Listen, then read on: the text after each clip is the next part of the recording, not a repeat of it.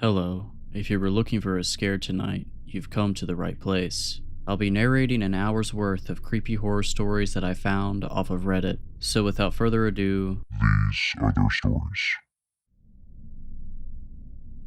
I turned 18 in 2008, and on the day of my birthday, for reasons I won't bore you with, I packed up my things and moved out. For 4 years, I lived in my car, working as a barista from 6 to 2 and as a line cook from 4 to 10. My plan was to work until I had enough money for my own place, and then to either go to college or get a more stable job. Looking back on it now, I don't know how I did it, but by 22, I'd saved up a decent sum of money and began my hunt for a semi-permanent place of residence. I was living in Los Angeles at the time, and though housing prices weren't as bad as they are now, it was still a pricey county. After months of asking around, I was connected with Anders, an elderly man who was leasing a 2-bedroom, 1-bathroom house in North Hollywood for far below market rate. The catch, because there's always a catch when it comes to affordable housing, was that the house had been terribly maintained. It had been unoccupied for a year and would need some serious TLC before most people could comfortably reside in it. I, however, had been living out of a car for 4 years. As long as the place had running water, it would be an upgrade for me. I moved into the house in fall 2012. Anders gave me a tour before I got settled. He was a short, joyful old man, well-meaning, but how do I put this? Maybe not the most focused as a result of his age. At one point during the tour, he showed me the bathroom, then the master bedroom, then the bathroom again, then the master bedroom again. He was about to walk into the bathroom for a third time before I gently guided him down the hall. The house itself was livable but weathered. Dim lighting from outdated fixtures cast long shadows over peeling wallpaper. The ceiling in many of the rooms was discolored from past leaks. The faucet in the kitchen sink was broken, the bathtub was badly chipped, and a few of the cabinet handles fell off in my hand. It was a rundown place located in a bars on the window kind of neighborhood, but still it was my place. I was smiling ear to ear when Anders gave me the keys. "It's a good house with good bones. You take care of it now," he instructed, which I found ironic. Before he left, he paused in the front doorway, drawing a hand to his chin as he looked behind me into the house. I tried to follow his gaze, but couldn't figure out what he was looking at. "Everything alright?" "Yes. Just that something looks different about that bathroom, though I can't put my finger on what." Well, it's a good house with good bones. You take care of it now." And with that, he gave me a nod and left me to my unpacking. I hadn't realized how much I'd missed living in a house. I didn't care how rundown the place was. Just having an accessible bathroom and a full-size mattress to sleep on made me feel like a king. After I'd spent a few days cleaning the place up, I invited my sister and her fiance over for dinner. I'm sure it sounds stupid, but my newly acquired ability to host company made me proud. In no time at all, I'd comfortably settled into my new home. That evening, after saying goodbye to my guests, I took a shower. The bathroom lacked a traditional above-the-sink mirror. Instead, it had a wide, full-length mirror mounted on the wall to the left of the vanity. When I exited the shower and stepped up to the glass, raising a hand to wipe away the fog, I noticed something odd. In the condensation, right at my eye level, was the word "hi." I didn't know what to make of it. Somehow, the letters seemed intentional. It was hard to pass off as simply the way the steam had settled. My sister had been in the bathroom just before she left. Maybe she had written the word on the mirror with her fingertip, and the steam had only made the letters visible after my shower. I almost texted her about it, but the message seemed ridiculous when I typed it out, paranoid even. I wiped the mirror down and turned in for the night, and soon I forgot about it entirely. The following week, I received a promotion at one of my jobs, and while I was grateful for the additional income, my new position meant longer days. Additionally, I realized that a few of the house repairs were beyond my ability, and so I started outsourcing some work to contractors. It was annoying to only have the house to myself at night, but I didn't have another option with my busy schedule. Things were generally progressing smoothly, though every once in a while, in the middle of the night, I would be awoken by a sound that I couldn't quite place. When I next noticed writing on my mirror, I had been living at the house for a month. The second sighting occurred in much the same way as the first. I came back home after work and took a shower. When I pushed back the shower curtain, I looked at the glass and saw, written in the condensation, the words, "Staying long." Now, I could pass 2 letters off as a coincidence, but 2 words, an entire question. That was no coincidence. Someone had been in my bathroom, and recently. family. I had contractors in and out of my house all the time, so one of them could have written the message, but why? I got dressed and put a hand on the bathroom doorknob, about to go back into my bedroom, when it occurred to me that whoever had written the message might still be around. I slowly cracked open the door, peering down the dark hallway in one direction, then the other. I listened very carefully, but heard nothing. I walked around my house, which didn't take long given its size, and looked for anything out of place. All of my doors were locked, all of my windows were shut, and none of my personal items had been disturbed. If someone had broken into my house, they were long gone by the time I looked around. That second message put me on edge for days. I triple checked that my windows and doors were locked each night. I looked in every potential hiding spot, of which there were few in my little house, after I came home from work and before I went to sleep, and yet, though I was certain that my house was secure, I couldn't shake the sense that something was wrong. A month passed without incident. I had almost started to feel at home in my new lodgings again until one Friday morning I awoke just past 3 a.m. I couldn't immediately tell what had woken me. Often the house settled at night, creaking and groaning in ways that made it sound alive, but in that moment the house was silent. It was only after I turned my head to the side did I realize that my bedroom door, which I was certain I had shut, was wide open. I stared down the hallway, feeling as though I were gazing into a black hole. The darkness was abyssal. I kept waiting for my eyes to adjust, waiting for them to pick out the familiar shapes of my home, but they never did. I couldn't see a thing, so why did I feel like something could see me? Like there was something in the house with me, just feet beyond the threshold to my bedroom, watching, waiting. Somehow, I found the courage to rise from my bed and walk toward the door. When I made it to the handle, I grabbed it and slammed the door shut. I didn't investigate further, didn't so much as stick my head out into the hall for a closer look. My bedroom door didn't have a lock, none of the doors except the bathroom did, so I dragged my bookcase in front of the door. It was a small bookcase, and an intruder could probably ram the door open anyway if they wanted to, but not before the sound alerted me. When morning came and I had to leave the house for work, I genuinely considered exiting my house through the window. I was almost late by the time I worked up the nerve myself to look around my house before I left. As always, I found nothing amiss. After work, when I reluctantly returned home for the night, I ate a quick dinner and hopped in the shower. I remember standing in the tub for a long time, mulling over my predicament. I'd heard horror stories about people secretly living in other people's homes. Maybe I'd become a victim of a frog without even knowing, but if that was the case, then where the hell were they? There was nowhere to hide in that tiny house. I'd torn the place apart multiple times by then, checking every cabinet and closet. The inside of the house couldn't be accessed from the crawl space, and the air vents were too small for a person to fit in. Suddenly, I heard a click, so tiny that I'd almost missed it entirely. I tore back the shower curtain, gripping the shampoo bottle like I was about to bludgeon an intruder to death with it. As I'd come to expect, there was no one in the room, but there was a new message on the mirror. This one was bold, the easiest to read of any of the messages I'd received so far. It was 3 words long: I see you. Some awful amalgam of fear, confusion, and anger made my stomach churn. Ultimately, the latter emotion rose above the rest. I hastily dried off and threw on some clothes, then grabbed my phone from where I'd left it on the bathroom counter. I punched in Anders' number and glared at that mirror as I listened to the phone ring again and again. I'd started to think it was too late for him to be awake when he suddenly picked up. He started to ask me how I was faring in my new lodgings before I cut him off.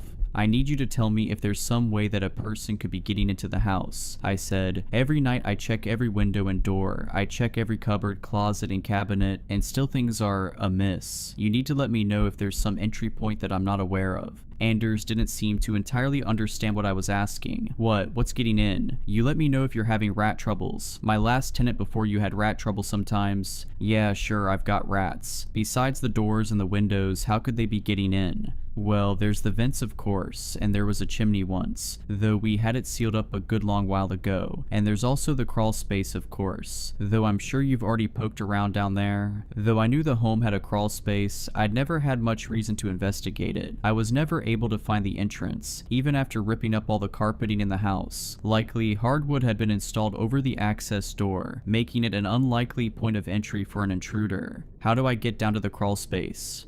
Yes, you should give the crawl space a gander. I barely stopped myself from smashing the phone into the counter. I plan to. Where can I find the entrance?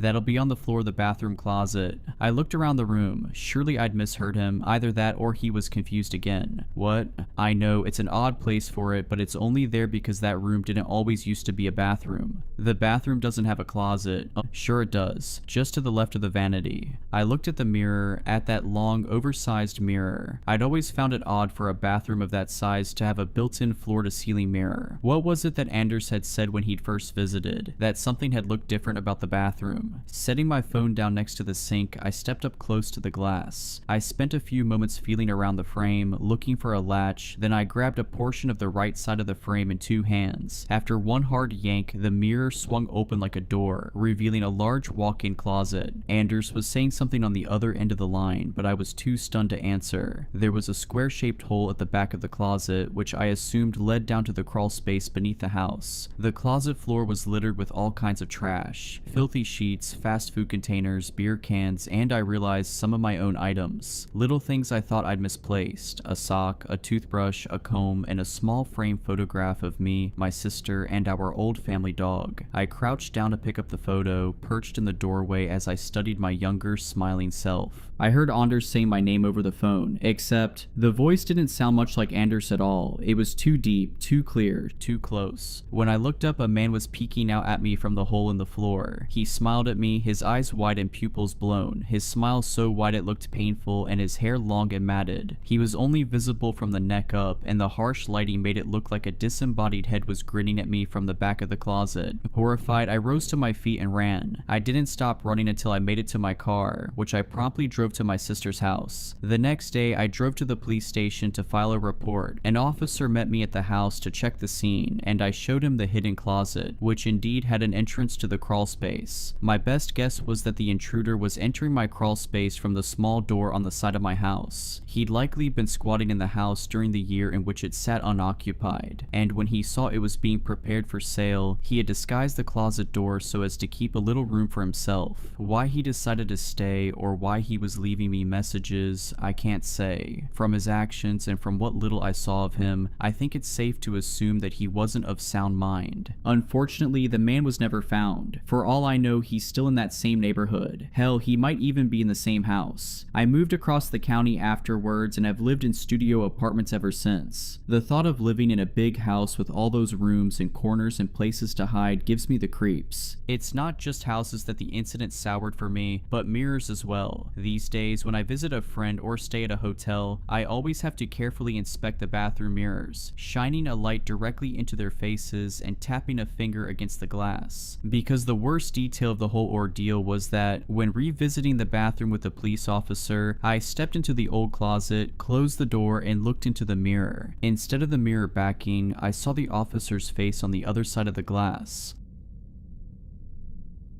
For context, I have go as far back as my grandmother Sylvia. I don't remember much about her. Most of what I know comes from old photographs and whispered conversations I wasn't supposed to hear. Sylvia grew up in a small, middle-of-nowhere Bible town called Driftwood, the kind of place where everyone knows everyone else's business, and the church bells regulate daily life more reliably than any clock. Her parents, my great-grandparents, were Old Testament types who saw sin lurking behind every corner and liked their early morning coffee with the smell of brimstone. They raised Sylvia to fear God with such intensity that she'd spend hours kneeling on the hardwood floor, praying for forgiveness if she so much as took an extra biscuit from the cupboard. There's an old sepia photograph of her I remember Mum kept around for a while. Small and dark-featured with a gaunt little face and lank, unkempt hair. She wore a strange oversized robe that I later learned was the standard uniform given to the members of the New Eden community. If it's not immediately apparent from the creepy name, yes, it's a cult. You might even remember them by the moniker they later adopted after all the infamy died out. They were pretty notorious in the 1980s when that Venezuelan singer Solimar Valencia joined their ranks. You may know them now as the Brides of Christendom, a questionable rebrand, but it worked. You know the ones? They stand outside Targets and Costco's wearing those robes that look like bohemian bridal gowns, passing out pamphlets and targeting families with any young girls in tow. And that's now Now, with all the public scrutiny and police investigations, imagine how bad it was when they were simply known as the New Eden community. A bunch of nut jobs, sure, but harmless and secular and best left alone. This is the world my grandmother grew up in. Now, I'm not sure what happened exactly, though I've done a fair bit of digging since it started, but my grandmother left New Eden when she was roughly 15. She was taken into a halfway house for underaged and disgraced young mothers where she birthed my mother. As far as I'm aware, Sylvia never told my mother who her father was. He must have been a horrible person, because whenever the question was asked, Sylvia would near about lose her mind. She'd get nasty, violent, would force my mother to kneel on sun-baked gravel for the better part of 8 hours whenever she asked the question, and when my mother would hobble back inside, knees bloody and face salty with dried tears, Sylvia would finish off the punishment with 48 hours of enforced starvation. For Sylvia, the more ribs you could see on a person, the more penitent they were. It's no wonder my mother cut ties as soon as she could. She would tell me that Sylvia would wildly pivot between a loving, delicate woman scarred by New Eden to a bitter, abusive tormentor, desperate to pass on some of that same trauma to her own daughter. My mother moved states, got a job, and enrolled in night classes. She worked her butt off and ended up in a junior position at a civil law firm. That's where she met my dad, a paralegal. They fell in love, got married, and soon after, Mom got pregnant with me. The pregnancy nearly killed her. It started with seemingly normal symptoms, a persistent low-grade fever that doctors attributed to a mild chronic infection. She bruised easily, so they pumped her full of vitamins and iron supplements. The tinnitus and heightened sensitivity to smells were written off as typical pregnancy symptoms. But then things started getting weird. My mother developed an overwhelming craving for raw meat. Not just any meat, it had to be fresh, barely touched by refrigeration. My dad would find her in the kitchen at night, standing in the dark, tearing into raw sirloin with her bare hands and teeth. She'd sob afterward, horrified by her own actions, but unable to stop herself. The hunger was all-consuming, primitive. It spooked the hell out of my dad, but he was a first-time father. Pregnancy cravings were a thing, and what the hell did he know? I was strong too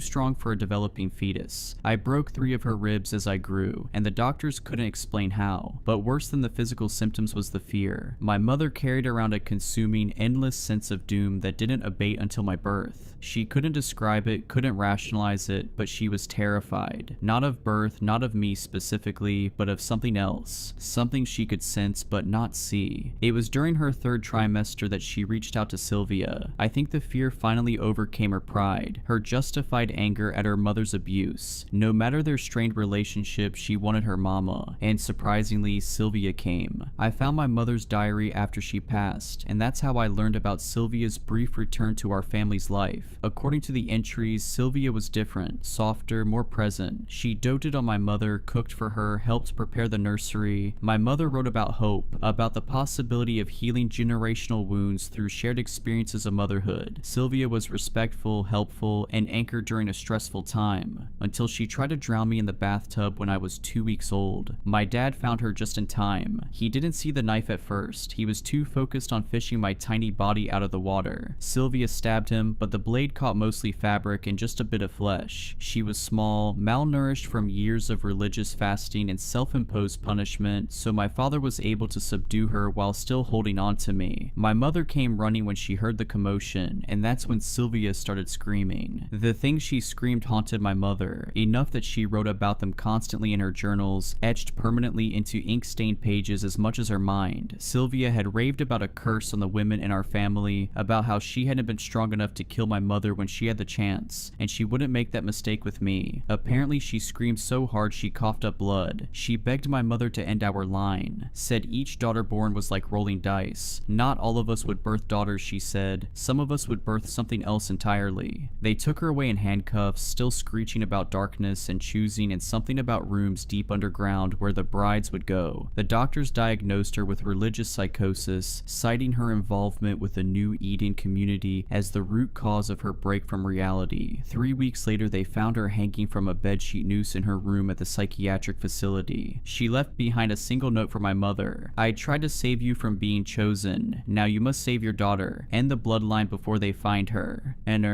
my parents did their best to give me a normal childhood after that. They never spoke of Sylvia or what happened, though sometimes I'd catch my mother staring at me with this uncertain look in her eyes. But nothing happened. I grew up, went to college, got a degree in biochemistry, and landed a job in pharmaceutical research. I was the very model of rationality and scientific thinking. Then my parents died in a car accident when I was 27. The police said a deer jumped into the road, causing my father to swerve. Their car hit a tree at 60 miles per hour. The officer who called me said they died instantly, but I later read the coroner's report. The impact didn't kill them, the fire did. Witnesses said the car burst into flames before it hit the tree, though the mechanics found nothing wrong with the fuel line or electrical system. I spiraled after their death. Grief does strange things to people, makes them reckless, desperate for connection. That's how I ended up in a bar 3 months after the funeral, drinking whiskey like it was water and going home with a stranger whose face I can barely remember. The pregnancy test came back positive 6 weeks later. The symptoms started immediately and they were eerily familiar from my mother's diary entries. Like her, I developed an insatiable craving for raw meat. I fought it, knew it had to be bad for the baby. My mind searches for answers in science. Perhaps I had an iron deficiency and needed a protein boost. Maybe there was a genetic component. I held out for almost 2 months before I gave in. It was the best thing I'd ever tasted. I'd find myself standing in my kitchen at 3 a.m., blood dripping down my chin as I devoured raw chicken hearts I'd bought for the dogs. I loved the sound they made, sinew and muscle giving way beneath my teeth. The fever came next, a constant low-grade burn that no doctor could explain. My skin would bruise at the slightest touch. But there were new symptoms too, ones my mother hadn't experienced. I started having dreams, horrible, vivid dreams of dark, underground rooms where something waited in the shadows. It wasn't a memory, I knew that, but it was real. I knew that too somehow. Harriet was born on a moonless night in October. The delivery room lights flickered and died just as she crowned, and when she finally emerged, she didn't cry. She just stared at me with eyes that seemed too knowing for a newborn. The nurses said it was normal, that some babies are just quiet. They ran some tests, signed the birth certificate, swaddled her, and gave her back to me. I went home a day later, alone and relieved. It was short-lived. As she grew, it became clear something wasn't right. Harriet never babbled like other babies. She didn't laugh or cry, just watched, always watching. By age 2, she was diagnosed with solar urticaria, an extreme sensitivity to sunlight that kept her indoors during the day. Her skin would blister and burn within seconds of sun exposure, so we became creatures of the night, venturing out only after sunset. The doctors ran test after test, checking for autism, selective mutism, any explanation for her complete lack of verbal communication. Everything came back normal, but I began to wonder. Small paranoid thoughts began to fester in my mind. I saw the way animals reacted to her, the way neighborhood dogs would whimper and hide when we passed, the way birds would fall silent and still when she looked at them. At night, I'd often find her standing at her bedroom window, small hands pressed against the glass, staring out at our moonlit street as if waiting for something or someone. Sometimes I swore I could hear her whispering, though she'd been nonverbal her entire life. I made a good show of being stern at first, demanding she go to bed. She'd go willingly enough. Oh, she always obedient. But after the 7th or 8th time I caught her standing there, rigid and whispering, I stopped chiding her, stopped searching for her in the night at all. Truth be told, she scared the heck out of me. I'd simply stand in the doorway, watching her silently, rehearsed admonishments curdling in my mouth. One time, as if she'd somehow heard my footsteps, she looked back over her shoulder at me. We simply looked at each other for nearly 15 silent minutes. I swear to God, when I turned to walk away, I think she smirked. She turned 5 on a Monday. The brides of Christendom came on the following Tuesday. 2 women in flowing white robes stood on my doorstep, pamphlets in hand. Their skin was pale, their hair so black it seemed to absorb light. Familiar coloring. I saw similar features whenever I stared in the mirror each morning. I remember staring down at that pamphlet, debating with myself. But I'd been living with a strange little child for 5 harrowing years by that point, and I'd recently finished reading all of my mother's journals. I'd read Sylvia's warning, so I mentioned my grandmother had been part of their community once, and their eyes lit up with an intensity that made my skin crawl. Sylvia's granddaughter, one of them breathed, reaching out to touch my hand. We've been looking for you for so long. I shouldn't have invited them in, but I was desperate for answers about my family history history, about Sylvia. They sat primly on my couch, their white robes pooling around them like spilled milk. We talked about mundane things at first, the weather, the neighborhood, their charitable work. They were articulate and warm, speaking passionately about their women's shelters and educational programs. Something about their careful politeness reminded me of funeral directors. Then Harriet wandered into the room. The change was subtle but immediate. One of them stopped mid-sentence, her carefully practiced smile faltering for just a moment. They exchanged a glance that lasted a fraction too long. The younger one leaned forward slightly, hands clasped in her lap so tightly her knuckles bled white. "What a beautiful child," the older one said. "Is she yours?"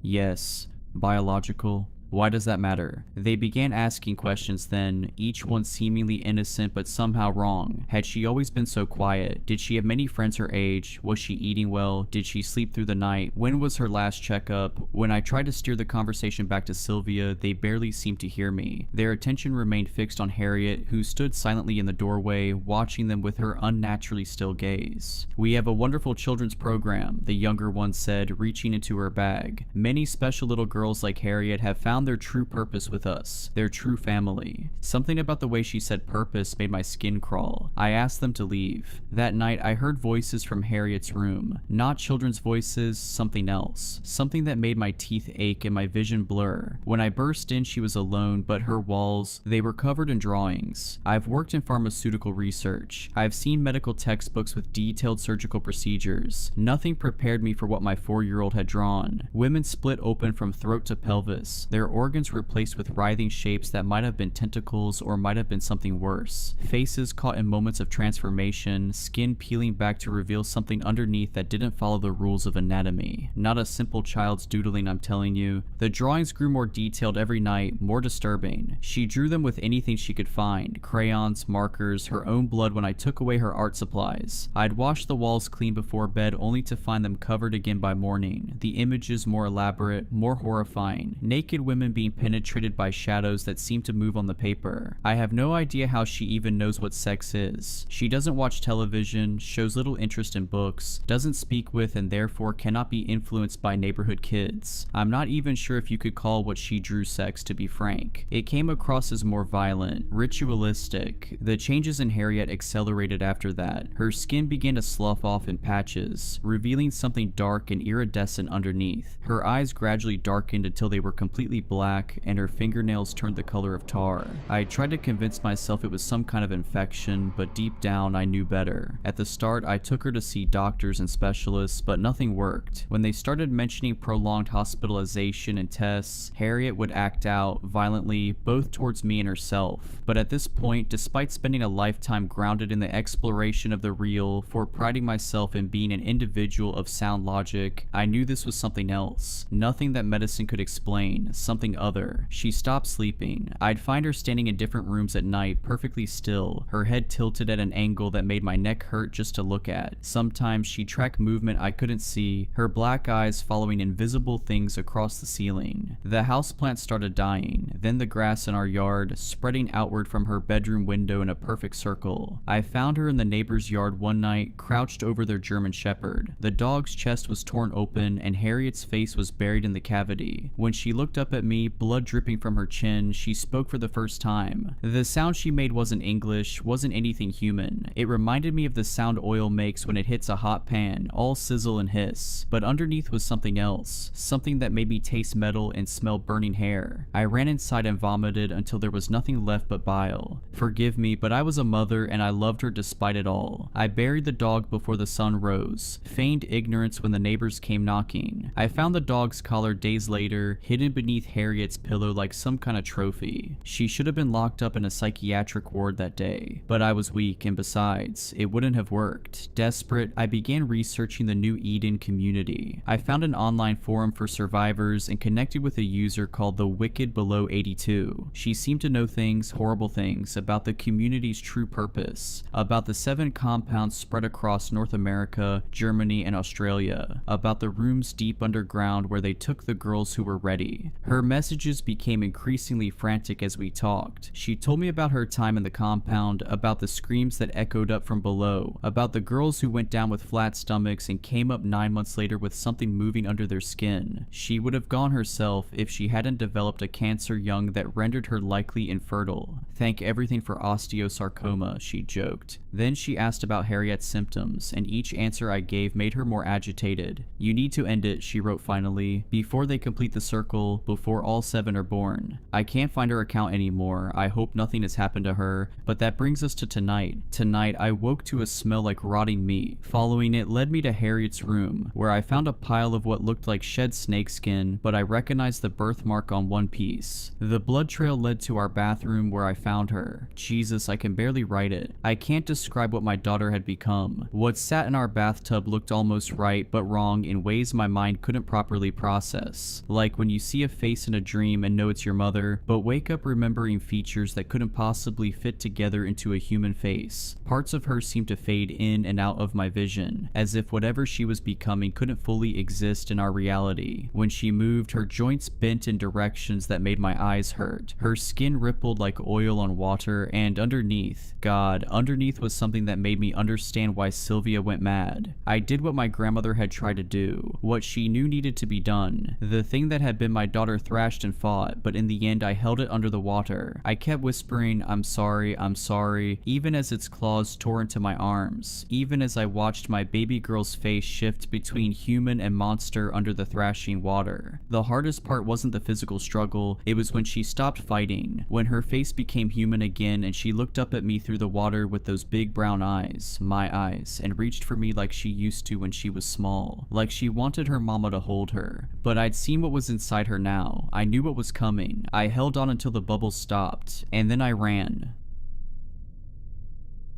Everything was completely normal until last year. We had what felt like a totally typical marriage. I remember the night things started to get weird because it was right after our 5th wedding anniversary. It was a regular day working at the bank when I got a text from my wife. A text from her in the middle of the day was not unusual, but what the text said was definitely not like my wife. Hey babe, I had an idea for something new we could try when you get home. Now, don't get me wrong, I was thrilled to get this text in the middle of my workday. I think any man would be ecstatic at a text like that, but I was having a hard time getting too excited because something about it felt so off. My wife has never been the kind of woman to send a message like this, let alone want to try something new. She is a very shy and to herself woman. The day moved at a snail's pace as I anticipated what my wife had in store for me. I tried not to overhype it in my head. I prepared myself to find a baked good or something when I walked into the house. I fully believed she didn't mean to send a winky face. Not to say I would have been disappointed with whatever she had in store. I'm not much of a wild guy myself, but a little spice never hurt anyone, right? When I pulled into the driveway, I was surprised to see most of the house lights were off. I suspiciously unlocked the front door to see my beautiful wife standing facing away from me in the doorway to the bedroom. My happiness from seeing her quickly grew into confusion when she didn't turn around to look at me when I walked in and said her name. She would normally run up to me and give me a big hug. In the past, my wife has always been the sweetest person I've ever known. For her to not run up and give me a hug and a kiss was strange. I made my way inside after waiting a second, trying to be as loud as possible in the hope she would suddenly notice I was home and look at me. I got closer and noticed she wasn't moving other than her soft breaths. I was standing right behind her and tapped her on the shoulder. Hey sweetheart, are you okay? Right as I got out my words, she jumped around to face me with a giggle and smile. Ha, that was so funny. Did I scare you? She said while covering her mouth in an attempt to hide her toothy laugh.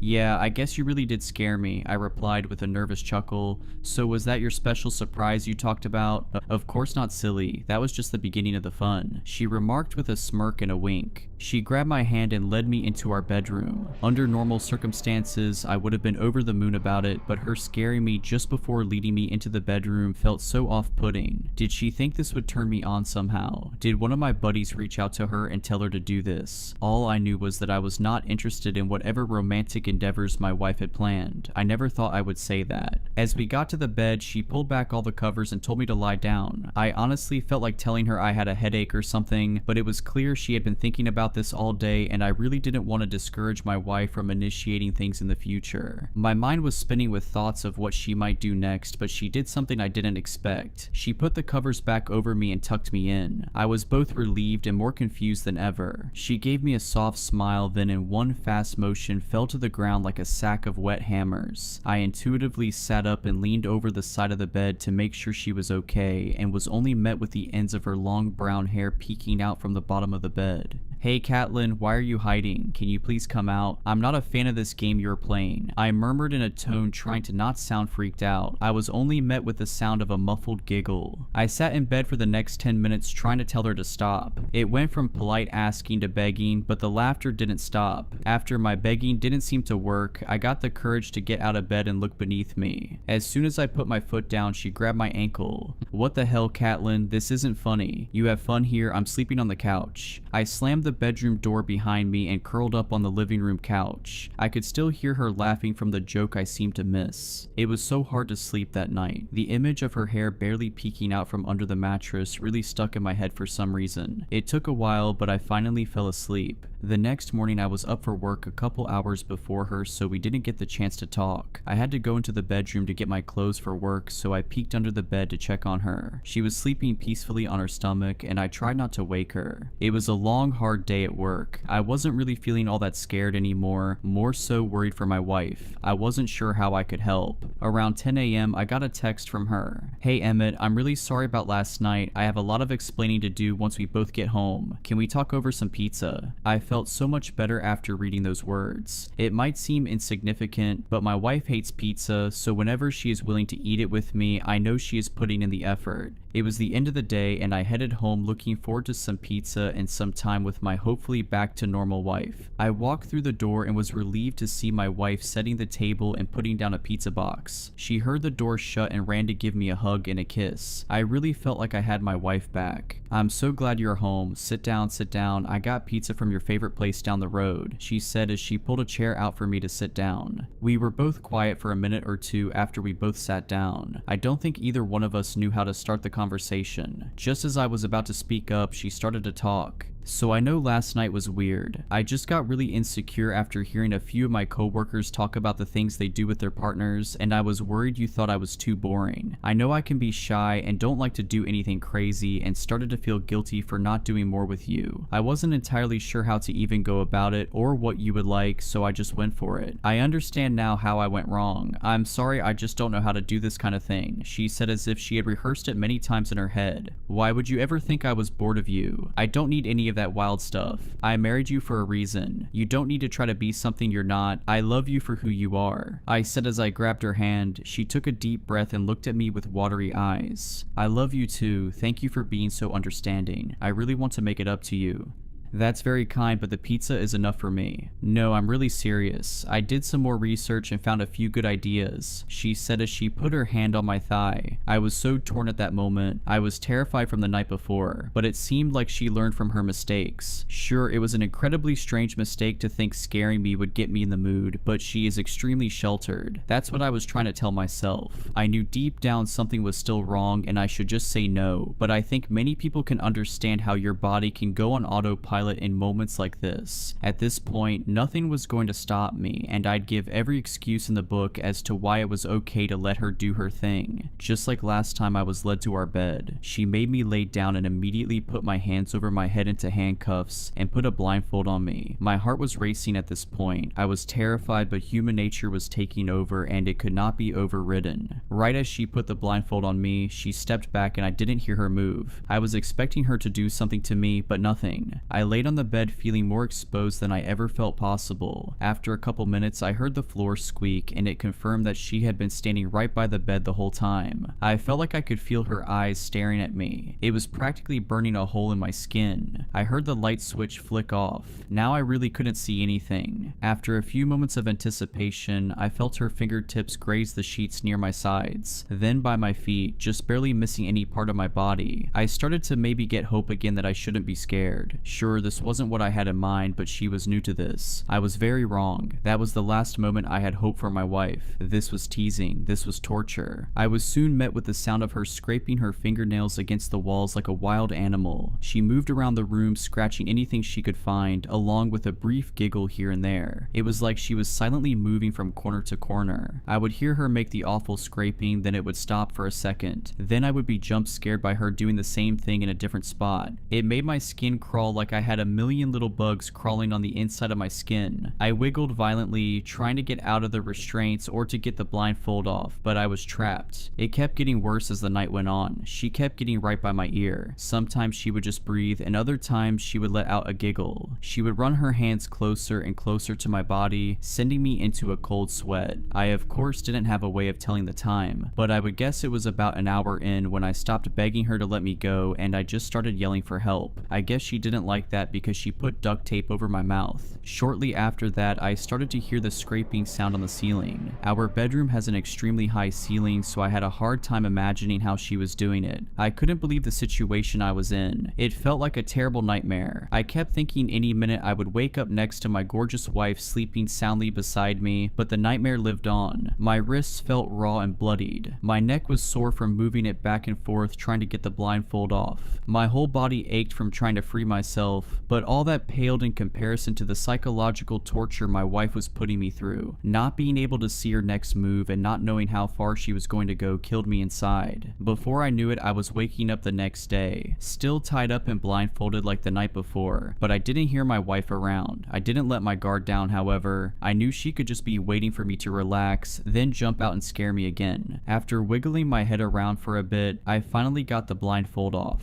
I was honestly scared to open my eyes. I was terrified that my wife would be standing in the corner waiting for me to look at her. Luckily, when I opened my eyes, she was nowhere to be found, but the relief was brief after seeing the aftermath of my bedroom. Nearly every square inch was scratched, even on the 20-foot ceiling above my head. Some of the scratches even had blood in them. As I looked around at my ruined room, I heard my phone buzzing on the bedside table. Either I put it there before getting into bed or my wife put it there. At this point, it didn't matter, but having my phone near me could be a saving grace. I figured it was my boss calling me since it was 10 a.m. and I wasn't at work. I wasn't sure if my wife had any plans of coming back to get me, but maybe if I didn't show up to work, my boss would get worried about me and come looking for me. I soon had the realization that if they called my emergency contact, it would just be my wife, and I wasn't sure how helpful she'd be at this point. I laid down in my bed the rest of the day, miserable as I watched the hours go by, my stomach growling and my arms were sore from them being above my head for the last 24 hours. It was around 9 p.m. when my phone started getting calls like crazy. I remembered I had plans to get dinner with my brother and he was probably worried about me. I am not the kind of person to just bail. After a couple hours of calling, I heard a few knocks at the door, followed by my brother's voice. It was muffled, but I could tell he was worried. I heard keys start to wiggly in the doorway. He had a set of keys in case I lost my pair and needed to get in the house. He opened the door and yelled out my name as I tried to be as loud as possible, thrashing my body around as I tried to scream out the duct tape that was nearly off my face. Emmett, what the hell, dude? My brother yelled and he ran to my aid. He immediately ripped the duct tape off my face. Oh my gosh, thank goodness you are here, get me out now.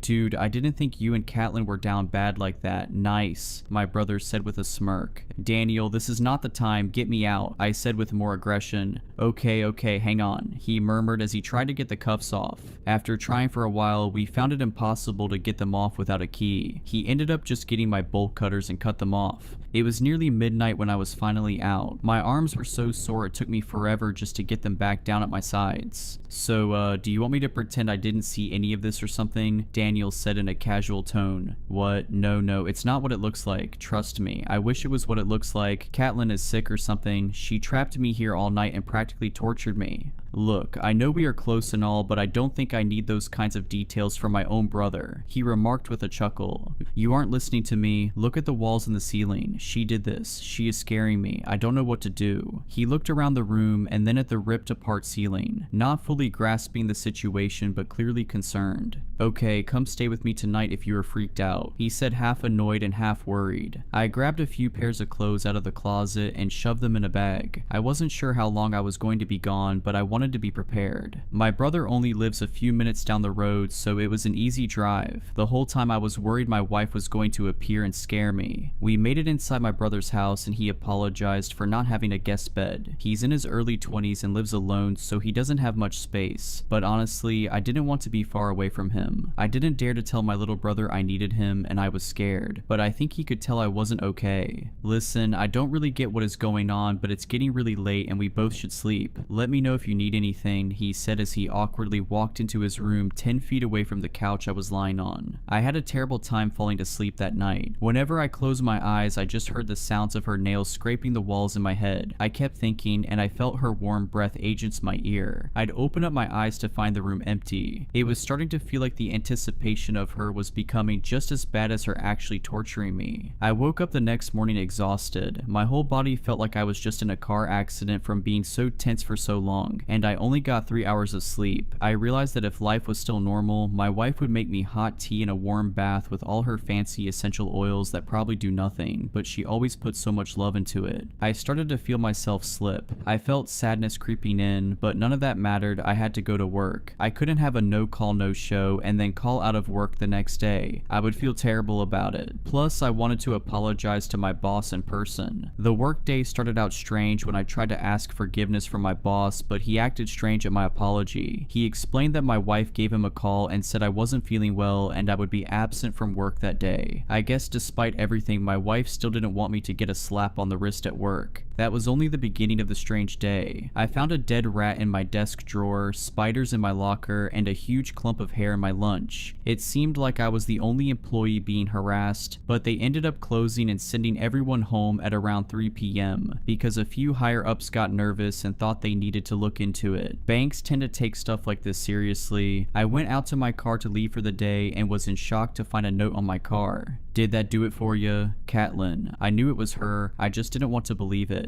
The last thing in the world I wanted to do was talk to the woman. I was terrified at this point, but I had to beg her to stop. For some reason, she thought I had some weird kink for being scared. Or maybe she developed one. Regardless, I had to tell her if it didn't stop, I was going to leave her, or even get a restraining order. I didn't want to meet her in person by myself. I didn't know what stunt she would try and pull to convince me to give her one more chance. Since my brother was already partly up to date on the situation, I asked him if he would be there for our meeting. It might be awkward, but I needed him. I didn't want to involve more people than necessary. I texted them both individually and told them to meet me at a coffee shop that night. It was 7 p.m. and my brother was already sitting next to me waiting for my wife to walk in. As she walked in, it was clear she was putting on an act. She looked overly sad and was dressed in bright clothes that she'd never worn in the past, trying to make herself look innocent. She pulled out a chair and sat down at our table. The air was thick and awkward. Catelyn, I wanted to meet in person and have Daniel here because I need you to know whatever you are pulling here isn't what I want. I'm not enjoying whatever act you are putting on. I'm not turned on. I don't find it sexy. Whatever you want to call it. Please stop. If this is something you are into, I think we need to talk to a professional because it's scaring me, I said earnestly as her eyes got watery and Daniel slouched in his chair uncomfortably.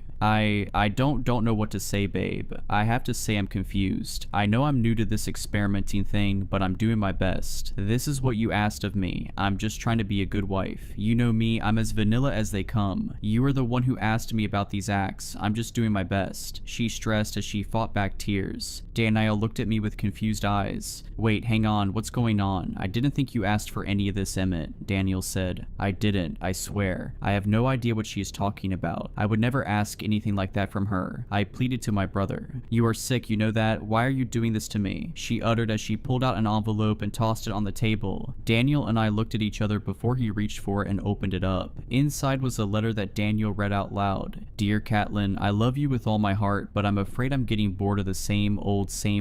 I want something more. I am writing this out as I might feel weird saying it face to face, but I've been thinking about it and, well, nothing gives me a high quite like when I'm scared, and I mean truly terrified. The adrenaline rush is like nothing else. I think if we employ this this into our lives, it would really spice things up, in the everyday and in the bedroom. I hope you understand and don't get put off by this, but I really want it. Under no circumstance if I say stop should you stop. If I tell you I'm too scared, you know you are doing something right. I can't wait to see what you come up with, Emmett. He lowered the note to look at me, only finding shock on my face. What the hell, dude? Why would you do this to your wife and get me involved? This is so messed up and gross. Don't get me involved in your sick kinks ever again, he said as he threw the note at me and stormed out of the coffee shop. I begged him not to leave, but he didn't even turn around. I sat and stared at my wife, terrified. What on earth is going on here? You and I both know I didn't write that garbage, I angrily whispered to her. Her face slowly morphed from sad to a satisfied grin. Stop it, I don't like this. Why don't you realize I hate what you are doing? I cried. When will you realize everything isn't always about you? Maybe I'm the one who likes it, she said as she lifted her eyebrows. Stop, you are scaring me, I begged. Good, then it's working, she said as she pushed her chair back and stood up. She turned around and looked like she was going to leave. Just as she was about to open the door, she stopped. She turned back around and looked at me. She slowly walked back toward me and picked up the note my brother threw. She grinned at me smugly as I trembled in fear. She leaned down to my ear and whispered, I guess I did a good job imitating your handwriting, huh? She said as I remained frozen in my seat. I watched as she walked out, got in her car and left, not knowing what to do next. She turned my own brother against me. This wasn't a miscommunication or something. She was doing this on purpose. She was torturing me. But why? It couldn't be just because she was bored of everyday life. Something was wrong. I knew my brother wouldn't want me back at his place. He saw what looked to be proof of me being a nasty scumbag. I wouldn't be able to convince him otherwise. I went to a hotel for the night. I didn't have other options. I didn't want to burden anyone else with this. Plus, I figured she'd just turn them against me too. After what felt like the longest day of my life, I was in my hotel bed trying to relax. I got a text from my boss letting me know they had to close the bank for the next couple of days because they were doing an investigation. I felt some relief from this. At least I didn't have to worry about work for a day or two. I don't remember much of that night, but I do remember the outcome of the early morning. I remember feeling cold and wet. I opened my eyes to see I was in the woods and lying in a very shallow grave. Most of my body was above ground with a small pile of dirt on top of me. I was frozen in fear, the fear of my wife lurking around somewhere. It seemed like she tried to bury me alive but did a half-worked job. I tried looking around at the dark forest to try and get my bearings, but only found more confusion and dread. The cold morning wind whistling around me added to my looming fear, as if it was taunting me, but it didn't scare me nearly as badly as my wife. I looked around for her to try and find her, but only got more and more worried when I didn't see her. I heard the sound of twigs snapping from every side. Eventually I heard a grinding, clicking sound. It sounded robotic but also human. Then it turned into a giggle. I never thought the sound of my wife's giggle would haunt me so feverishly. The sound would come from far to the right, then switch to my left, faster than she would have been able to get that far, much like she did in our bedroom a couple nights back. I started to hear footsteps along with the twigs breaking. I swore it didn't sound like she was walking on 2 feet but on all fours. I tried not to think about it. I told myself my mind was playing tricks on me. I shook my head back and forth in an attempt to shake the visions out of my head. I found the strength in me to get to my feet and to run. I noticed what looked like the right direction to move in, based on the ground being disturbed. Like she dragged me through the dirt to the spot I woke up in. After running for a few minutes, the trail looked familiar. I knew I was close to home. When I would hear the footsteps, I would turn my head to look, only to barely miss her. After what felt like forever, I saw her. She was on all fours circling me, running like a wild animal, her tongue sticking out of her mouth like a dog. I hardly recognized her. Her circles around me got tighter and tighter. As she got closer to me, she slowed down. Eventually, she got right in front of me and stood up on her 2 legs. I tried to run around her, but before I knew it, she pinned me down. I could barely recognize her up until this point, but something clicked when she got close to me. I looked into her eyes, but I didn't see my wife. I saw something else. I guess I should have guessed sooner, but something was wrong with my wife, because this thing wasn't my wife. What did you do with her? I yelled in her face. You will never find her, she whispered with a hoarse voice. As drolls started to come out of her mouth, she abruptly jumped off of me and scurried back into the woods. The last words she said echoed in my head, you will never find her. The relief I felt knowing my wife might still be out there, but how was I supposed to find her? I couldn't keep up the running my whole way home, but managed to sprint. I kept thinking she was gone, then I would hear her nearby, taunting me. I got back to our house. I hadn't been there since this all started happening a couple days ago, so I was scared scared to see what the inside looked like. I knew I couldn't stay for long. I saw her car still in the driveway, so I planned to take it. My car was still at my hotel, but I needed to make it hard for her to get around. I thought I would also look for clues for my real wife while I was there. After I entered the house, I was shocked to see the state it was in. My wife would rather die than see her home look like this. Glass broken on the ground from wine glasses, dirt and trash in random piles, a foul stench filling my nose. I couldn't believe what that thing did to our once beautiful home. The horrible smell distracted me, but I remembered my goal once I saw some blood. I followed it to the basement staircase. I grabbed the fire poker by our fireplace and walked to the door leading to the basement. I felt guilty for taking so long and not just heroically running down the steps to hopefully see my wife, but my whole being was so full of dread I couldn't help but feel fear. I knew I had to fight, but every part of my body wanted to flee. The door creaked as I pushed it open. It was hard to tell if it was louder than normal or if the moment made it feel excruciating. I peered through the door to see more blood on the stairs. A lot of blood. I ran down as fast as I could without slipping, noticing blood on the guardrails as I tried to grab them. As I made it to the bottom of the steps, I was in shock. I saw my wife. She laid on the cold, unfinished basement floor. Her breath was visible but faint, covered head to toe in cuts and scrapes. I ran to her and collapsed beside her, weeping like a baby. Catelyn, please get up. Come on, we need to get you out of here. You need help and I don't want her to find us," I said with a panicked breath. What's going on? Was I sleeping down here? Wow, my head hurts," she whispered in a groggy voice. "No time for that now, I'm getting you some help," I proclaimed as I lifted her up in my arms with a sudden burst of adrenaline. It was clear from her injuries she needed medical attention, but I wasn't worried for her life. There is no way the amount of blood I saw in the house was all from her. If it was all hers, she'd be on the verge of death. That awful creature must have gotten some blood somewhere else to scare me more, as if the sight of my wife on the floor was grisly enough. We rushed to the hospital in what felt like record time. As I carried her in, the hospital staff approached us asking all kinds of questions. I tried my best to explain, but it didn't sound right coming out of my mouth. I couldn't explain any of it because I was still trying to understand it myself. The staff got my wife set up in a hospital bed. She had an IV for some fluids and some stitches here and there. After a couple hours, she seemed to perk up, but she could tell I wasn't being myself just yet.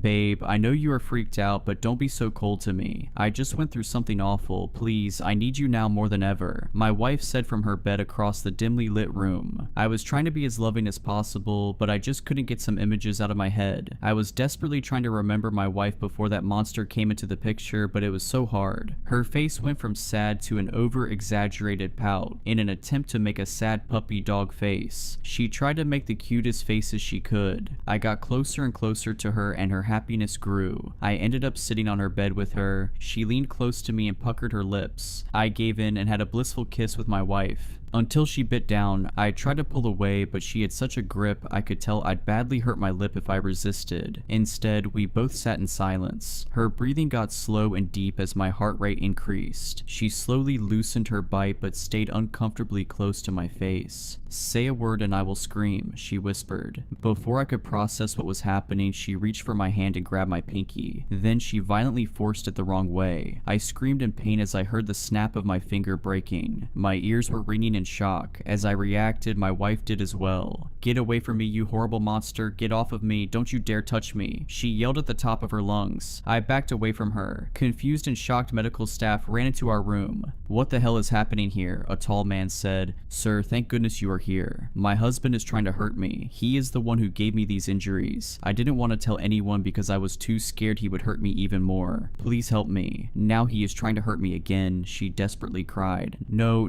do not believe her. "Look at what she did to my lip and my finger. I'm the one who needs help. This woman is torturing me," I said, pleading to the staff as a nurse chimed in. "Those look like wounds of a woman defending herself, buddy. Don't play the victim." "No, please. Someone has to help me. This isn't my wife. This is a monster. She's manipulating you all." I finished my sentence as 2 large security guards came to take me out. As I left the room, I turned back to look at that thing sitting in the hospital hospital bed. It grinded at me. It was still playing a game, still scaring me to my very core. I made it outside with the 2 security guards and they helped me into a cop car. As we drove, I saw my whole life falling apart before my eyes. I realized I was probably going to jail. She would find her way to make me seem guilty of abuse and who knows what else. She would bend the truth. She even had my own brother on her side. Not only did I come to terms with going to jail, but with the fact that my wife was gone. Even if my real wife was still alive, I've been through so much trauma with that monster that I could never see her the same again. At that moment, my whole world was shattered. I felt emotions inside me bubbling up. I felt sadness, pain, anger, all so strong I didn't know what to do. Just as I fought off my tears, I was jolted out of my depression with the cop car swerving off the road suddenly. Every part of my body tensed up as the car flipped and went into a ditch. I was dizzy, but somehow still lucid. I managed to get my seatbelt unbuckled, but soon found myself in an awkward position, just lying in the flipped car waiting for help. The 2 officers in the front seat were passed out. I was pretty sure one of them was dead by looking at him. After lying in the flipped car weighing my options, I saw someone walking around the car. I yelled for help, but my heart sank when I realized it was her. Suddenly, the car that just moments ago made me feel trapped now felt like my saving grace. The only thing separating me and that monster. I did my best to keep my eye on where she was, but she managed to get around too fast. Before I knew it, she reached through the broken window, grabbed my ankles, and ripped me out of the car. I could feel the glass shards ripping at my skin as she forced me out. She got me out and dragged me a couple feet away from the car. She stood above me, straddling me. Her arms were blooded from pulling me out of the car. She got closer to me slowly, eventually sitting on my chest. As she got close, I could see how bad she looked. Her hair was knotted and ratty, her skin looked dry and weathered. My whole body ached at the sight of her. If this was my wife, something was really wrong. Wasn't that thrilling? She remakes with a crazed look in her eye. Stop it, just stop it. I will leave you and get a restraining order against you. I will do anything in my power to get away from you. I pleaded with her weight on my chest. Ha, how do you think you'll get away with that? I have everyone on my side. I have written evidence that makes me seem innocent. No one will ever believe you. You are putty in my hands. Is this what you want, for me to go to jail, to make me look like an abusive, sexually corrupt man? Why are you doing this? I said with desperation. Go to jail? Who said I wanted you to go to jail? Who do you think stopped the cop car? The Tooth Fairy, she said with a chuckle and twisted smile. Then why did you tell all those lies about me? Why are you trying to make me look guilty and then the next minute save me? If you go to jail, the chase is over. You will be protected by the jail walls and steel bars that keep us separated. I won't be able to keep scaring you. Jail would be freedom for you, freedom from me. What if I would rather go to jail than have you constantly lurking around every corner? I said with squinted eyes. She met my gaze and got even closer. She whispered something that sent a chill down my spine. Go to jail and give up finding your beautiful bride? You sick bastard, I said as I tried to sit up to grab her, but she pinned my arms down. You thought because of the little stunt I pulled I was making up a lie about your wife still being out there? Don't be silly. You know your wife. She would never act like this. How do I know you aren't bluffing? I said as my eyes filled with hate. Think of it this way. Would you rather keep looking for her your whole life, then on your deathbed realize it was all a lie, or go to jail and realize on your deathbed that your real wife was alive the whole time, trapped away somewhere, desperately waiting for her knight in shining armor to come to save her, but he never came? What a shame that would be, huh? She uttered with a soft, maniacal tone. Who are you? Why are you doing this? I said as she let go of my wrists and sat up, and began to speak in a normal, cheering tone. What do you mean, goofball? I'm your wife. I'm doing it because I love you. I felt even more scared to see her attitude shift so suddenly. I could see what she was trying to do, showing me how she could manipulate me and others. She got off of me and walked a few feet away. More cops will be here soon. I will keep them off your trail so you have time to get away, but don't get too comfy. Wherever you go, I will find you. Once I find you, keep running. I want you to keep having a sense of getting away from me. I want you to feel safe so I can take that feeling away from you again. I rose to my feet, looking at her in awe. I knew I couldn't be completely confident in my real wife still being alive, but the thought of her in a cold room waiting for me echoed through my head. I had to keep running. I had to keep looking, even if that was exactly what she wanted from me. I started to run. I ran with no clue where I was going. I didn't have a home to go to. Nowhere was safe. I was hopeless. I spent the next several months running away. I hitchhiked and found odd jobs. I even found a super sketchy doctor's office that took some cash I had in my my wallet. I had to get some help with the injuries I sustained. A few separate times I thought I was safe. I thought I had outrun the police and, more importantly, my wife. The first time I realized she found me, I opened the door to find bloody teeth all over my doorstep. I was in the next place for about 6 weeks but kept getting ding-dong ditchers. I thought it was just kids, but no kid would be doing it on the hour every hour for days straight. That brings us to the current day. I won't give details on my location in case she is reading this. However, I'm not completely sure if she has found me or not. Sometimes I hear scraping on the outside of the house, or what sounds like something inside my walls. I tell myself it's just animals because it makes me feel better. She might be trying to be less obvious, so I stop running. I was relieved at first that she wasn't doing anything too terrifying, but then I realized it's worse to not know if it's her or not. I've been spending most of my time hoping and praying that my real wife is still out there. I can't help look for her as well as I like, given I'm very far from home. I worry that if I just sit around and wait, they will never find her. Not as long as that thing pretends to be my wife. My biggest fear of all is that she is my real wife. Is she giving me false hope so I have a reason to stay out of jail and a reason to live? No, I can't believe that. I will never give up hope. I love you, Catelyn, and I will keep looking for you. When the edged wind came to our village, it seemed like a typical Alaskan gust, one fitting for late December. Then, as the tall tide of frost lashed against the shore of our home, the sagging branches of the yellow cedar tree stopped bouncing, and I abandoned the idea of the breeze being a breeze at all. Once others understood that, the time for running had passed. The unholy wind reached the village's main road, causing 2 moving cars to sharply and statically stop. The vehicles were frozen in place, much like the people within those metal graves. Onlookers, enjoying a brisk afternoon in the park, began to scream as loved ones succumbed to that supernatural end, imprisoned in a capsuled moment of time. Those first few victims were the lucky ones. They'd been oblivious to the fate which awaited them. True terror was endured by those who beheld the raw power of the wind. Those unfortunate enough to see the end coming. Regardless, the remaining townsfolk, burdened with the awareness of impending doom, futilely attempted to escape the approaching breeze. Those fleeing residents, far slower than the unnatural frost, were halted in haunting poses as the wind bit into them. Limbs were suspended in mid-air positions. Eyes were left wide and unblinking. Mouths were cursed to forever gape in horror.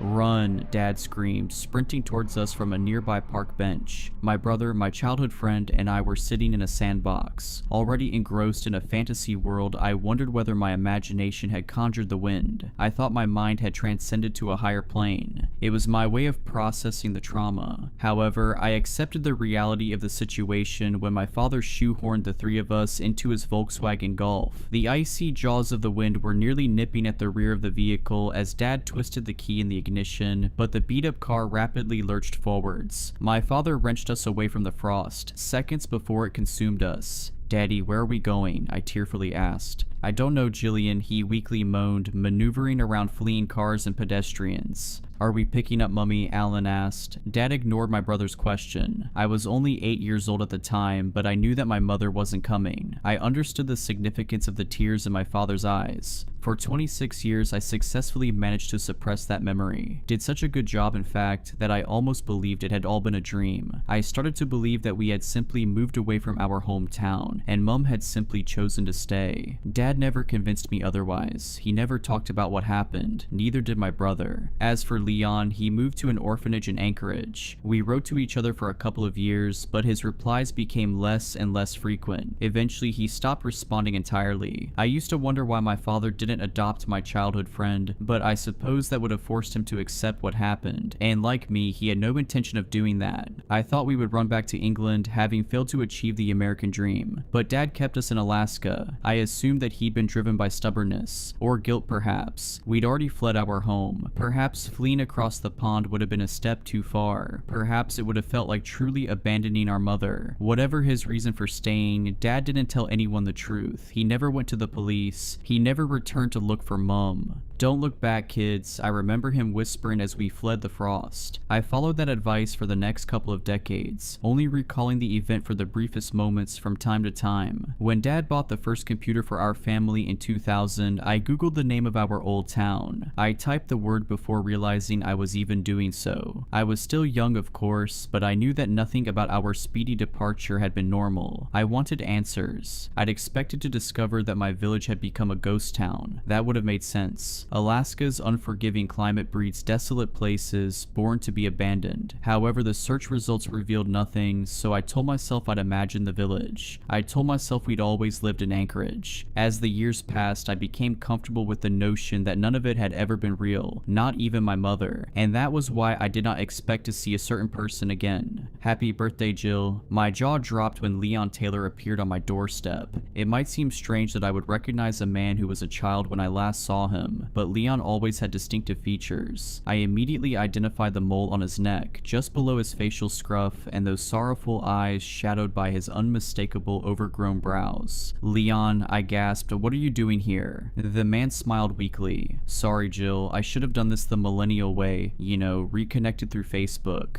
No, I just never thought I'd see you again. Do you want to come inside? I asked, motioning at the hallway. Leon nodded, so I made a couple of coffees whilst my old friend seated himself in the living room. A boy who I'd almost forgotten, almost entirely erased from existence, just like our old town. But I'd always known, just beneath the surface of my shallow memories, that it had all been real. The truth of my childhood was always within reach. As I brought the drinks into the lounge, hands trembling, I tried to dispel the thoughts flooding my mind, thoughts of that awful day. How's your dad? How's Alan? Leon asked, taking the cup of coffee. I sighed. Dad's been unwell for a few years. He hasn't been taking care of himself and he's getting old. As for Alan, well, Alan's the way he's always been, uptight and distant, but when was the last time you spoke to him? Leon sharply interjected. The question caught me off guard. Huh?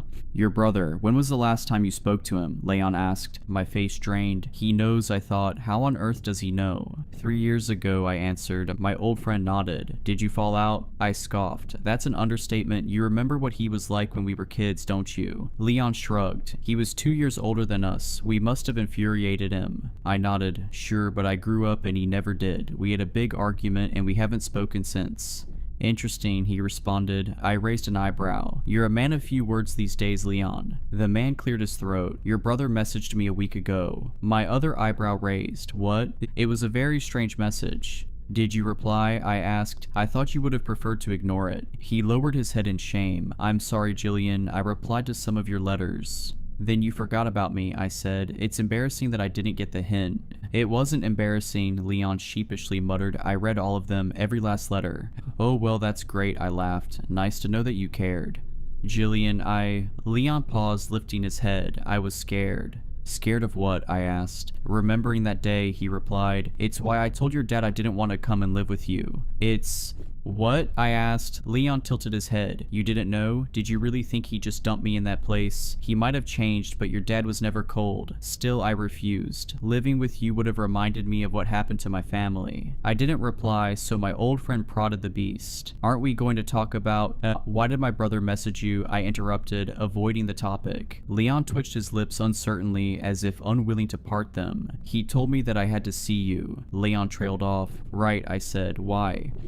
Your brother said something insane, Jillian, he said. He claimed that Arnold Walker visited him in Fairbanks. My jaw fell. I beg your pardon, Arnold Walker, my brother's school friend. Leon nodded. He escaped. I didn't know others got out, I whispered. My old friend's face was growing paler. No, Your brother said something that seemed impossible. He said that Arnold did not arrive on his doorstep as a 36-year-old man, but a 10-year-old child. My stomach dropped. The natural response would have been to discredit such an outlandish story, refuting it with a rational explanation. But Leon's revelation served to do only one thing. It confirmed what I'd always known. A 10-year-old boy made it all the way from our hometown to Fairbanks, I asked meekly. Leon frowned. That's it? You're not going to question it? I did. I messaged Alan repeatedly, but he never replied. Not a nice feeling, is it? I asked, sighing. How did you want me to react, Leon? You were itching to talk about that day. Well, I'm not skirting around the subject now. Let's talk about it, okay? I know all of that horror really happened. I just never wanted anyone to confirm it. Me neither, Leon said. I was trying to avoid your family for the rest of my life. Your brother ruined that. Yeah, he tends to ruin things, I replied. So that's it? Alan wanted you to tell me about Arnold Walker? Leon shivered. There's more, but look, I know I should have messaged you about all of this first, but I thought about the way Alan avoided my questions. I didn't want you to do the same. I assumed if I were to show up in person, then... I wouldn't be able to run away, I finished. I understand, Leon. I just hate that my brother is still too childish to talk to me. And funny, he called you childish too. Listening to you two bicker is nostalgic. Leon smiled before quickly adopting a solemn expression. I'm trying to change the subject, but I need to rip off the band-aid. Alan said that Arnold took him to a car on the front lawn. There was a man in the driver's seat, barely clinging to life, with a face mangled beyond recognition. Your brother said the man's skin had been peeled from his face, and he was still somehow alive. I shuddered, vomit climbing my throat. Arnold told your brother that the man was Mr. Johnson, Leon whispered. The farmer? The one who ran the local grocery store? I asked, shivering. My friend nodded. Yeah. Alan said he'd aged a little. Well, his hair was grayer than he remembered. The pair must have been on the road for hours, and your brother didn't know how they knew where to find him. He had so many questions for them, but Mr. Johnson died before the ambulance arrived, and whilst Alan talked to the paramedics, Arnold ran away. He's missing. Crap, I whispered. I'll call my brother. You might struggle, Leon said. Alan ended the message by saying that he was going back home. I gawped.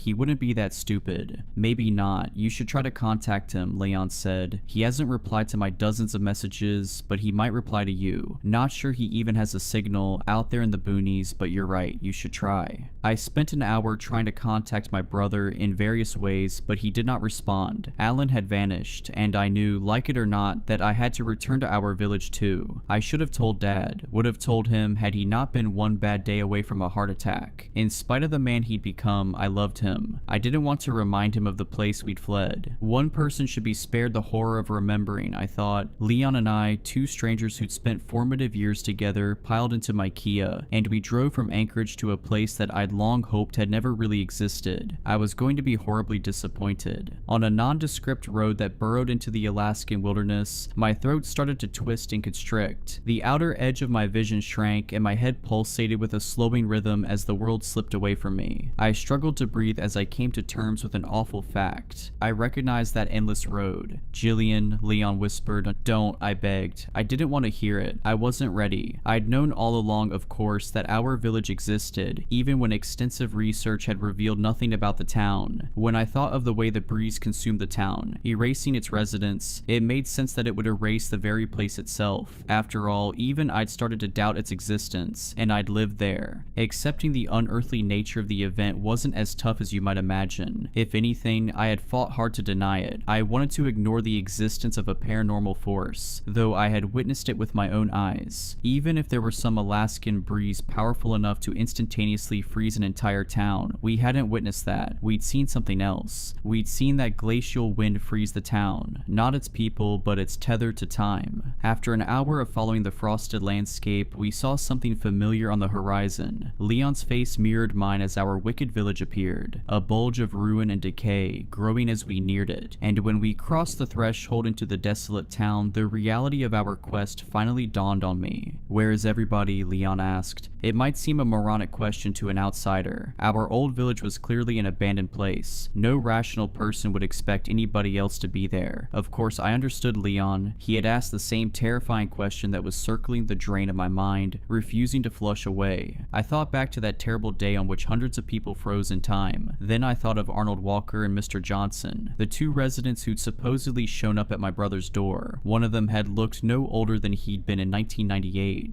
Time resumed. I finally mumbled. Yes, but where did everybody go? My childhood friend asked. I didn't have an answer, neither did my brother, and that was why he'd come here. That's not the real reason, I thought. He was hoping to find her. I rolled onto my old street, noting that the trees swayed in the wind and birds flew overhead, signs that time was flowing. I wondered whether others had fled in the same fashion as Arnold and Mr. Johnson. I even allowed my heart to soar a little as I considered that my mother might have freed herself, might have found Dad in Anchorage, might be wondering where Alan and I had gone. However, I knew that not to be the case. Mum had not arrived at my door, and there had been no national news coverage about people emerging from a town that didn't exist. There had only been an old, half-butchered man and a quiet boy. Both were gone, and I had questions about the nature of their escape from our hometown, given my brother's ominous message to Leon. Something was still dreadfully wrong with our village. 26 years had not changed that. The people of the village had not disappeared disappeared into the sunset. Whatever had happened to them, I knew it wasn't good, possibly worse than what happened to Arnold Walker and Mr. Johnson. I pulled onto the driveway of my childhood home, gently trundling over cracked asphalt. Weeds squirmed through the wounds of the suburb as nature sought to erase my childhood from existence. There was no need for that, of course. The wind of 1998 and whatever secrets it held had already done a fine job of wiping my hometown from reality.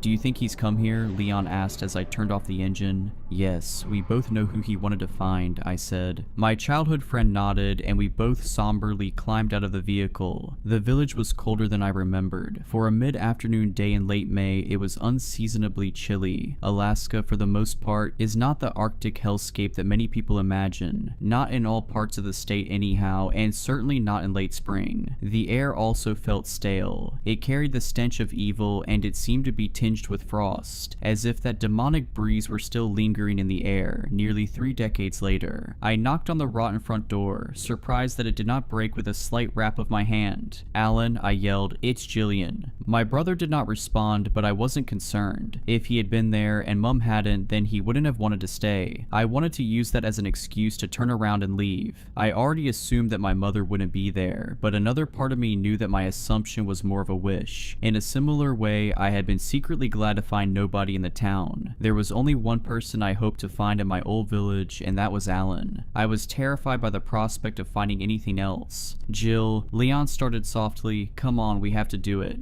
"Do we?" I asked. "This was a mistake. We should turn around, we dash." "I agree," Leon sharply interjected, "but we have to find your brother, and when we do, we'll convince him to come back with us. We'll convince him to leave this place behind too." "Why did you come to see me, Leon?" I asked. "You could have ignored my brother's message. You could have pretended none of this had ever happened. That's what you did when you started ignoring my letters, isn't it?" "I deeply regretted that for years, Jill," he said softly. "You were my best friend. You were more than that. We were just kids, but I loved you. I have not made another connection like ours, not even in my adult life." "I know," I replied. "I loved you too, Leon. That's why it hurt when you let our bond peter out. If you cut me off from the start, I would have understood, but it just felt like you'd stopped caring." "Never. I just lost the strength to bear that trauma," he explained. "Every letter was a reminder, and that's why I came to your door. That's why I didn't ignore what your brother said. I didn't want something to happen to him. You lost your mother. I didn't want you to lose him too."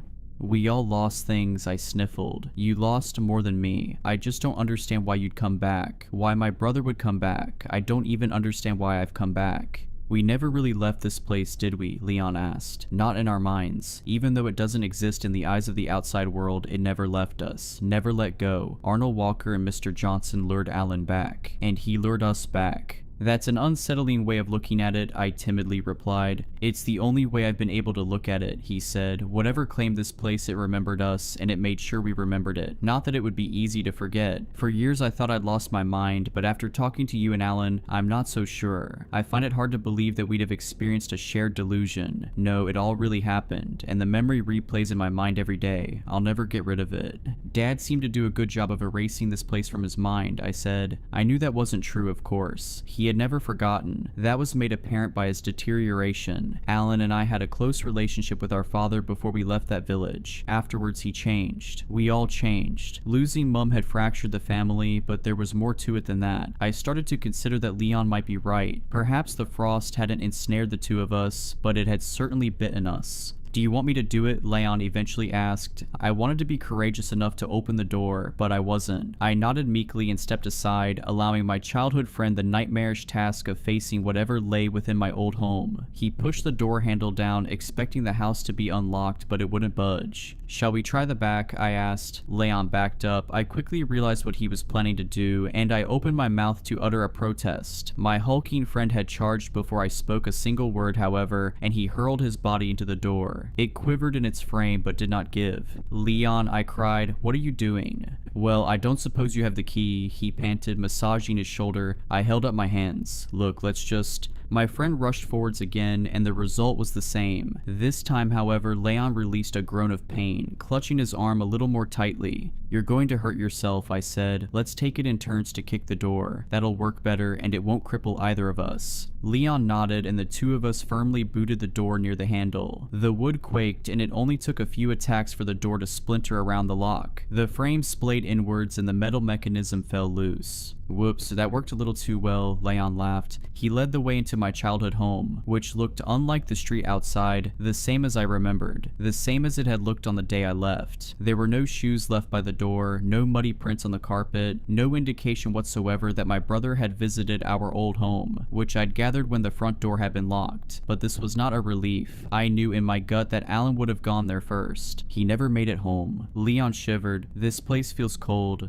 "Frozen," I corrected. "Frozen in time." "Is it safe for us to be here?" he asked. "What if we end up like the others?" "It's a bit late to ask that now," I replied. "The breeze passed long ago. This just seems to be the horror it left behind." Leon accepted my suggestion, then he wandered over to the staircase. My friend took one step before halting in place. For a haunting moment, I believed that he had been frozen in time too. I believed that I'd been wrong and the frost had come for us. But I quickly realized that my friend was still moving, still twitching. He was frozen by fear, not a supernatural gale. "There's someone in the bathroom," Leon wheezed. With physical dread in every inch of my body, I joined my friend and looked up. Artificial light spilled beneath the bathroom door onto the dark landing. "There might not be anyone in there," I shakily said. "Jillian, this is an abandoned town. There is no electricity. Your house is still frozen in time, and it froze with the bathroom light left on. Somebody must have been—" "Don't say it," I pleaded, upper lip trembling. "Do you want me to lead the way?" he asked. I didn't. I wanted to run, but I knew I would never forgive myself for doing so. Leon was right, of course. I hadn't allowed him to finish his sentence, but it was clear that he was going to mention somebody in particular. Somebody whose face flooded my mind as we ascended the staircase, one tentative step at a time. Somebody whose name started to tickle my lips as Leon grasped the handle to the door. It wasn't locked. "Mum," I moaned as Leon inched it open. My ageless mother was inside. I'm sure I would have screamed at whatever we found, but I was not prepared for the state of the statue before me. Mum was standing at the sink, hands cupped below a stream of tap water suspended in time. As I had always feared, the frost caught her. It was horrifying enough to be frozen in time for 26 years, whilst the rest of the world continued, but that wasn't why I screamed. I'd braced myself for that possibility. I'd spent my entire adult life coming to terms with it. I screamed because I wasn't prepared to see her face. Mum was smiling, not a wholesome smile. It was a taut grin that etched an unnerving crescent shape across her cheeks. There was nothing unnatural about the grin, but it looked painful, and it appeared as if cataracts had taken the entirety of her pupils. "Mum," I asked weakly, "do you hear me?" There was no reply. I peered around the side of her face, and I immediately regretted it. Though she was frozen in time, she did not look unaware. I felt her sightless eyes boring into my face, and I quickly jumped backwards. "Let's go and find your brother," Leon fearfully said. As I nodded, backing towards the doorway, I locked my gaze onto my mother's profile. My heart pounded as I started to close the bathroom door. I was trying to ignore the idea that had wormed into my mind. The possibility that, behind the glassy cataract, a pupil might still exist, lying dormant, watching me from a face that no longer seemed to belong to my mother. After I shut the door, Leon and I took a few moments to control our breathing. With a slight tremble, my friend finally walked over to the light switch and raised a hand, but I caught his wrist. "What are you doing?" he frowned. "Leave the light on," I whispered. "I don't like the idea of leaving her in the dark." My friend's expression softened, and he nodded, seeming to understand my explanation, seeming to empathize, but I was lying. I wasn't worried about leaving my mother in the dark. I was worried about the thing behind that smiling face. "Alan didn't come here," I said. "Did he really come back?"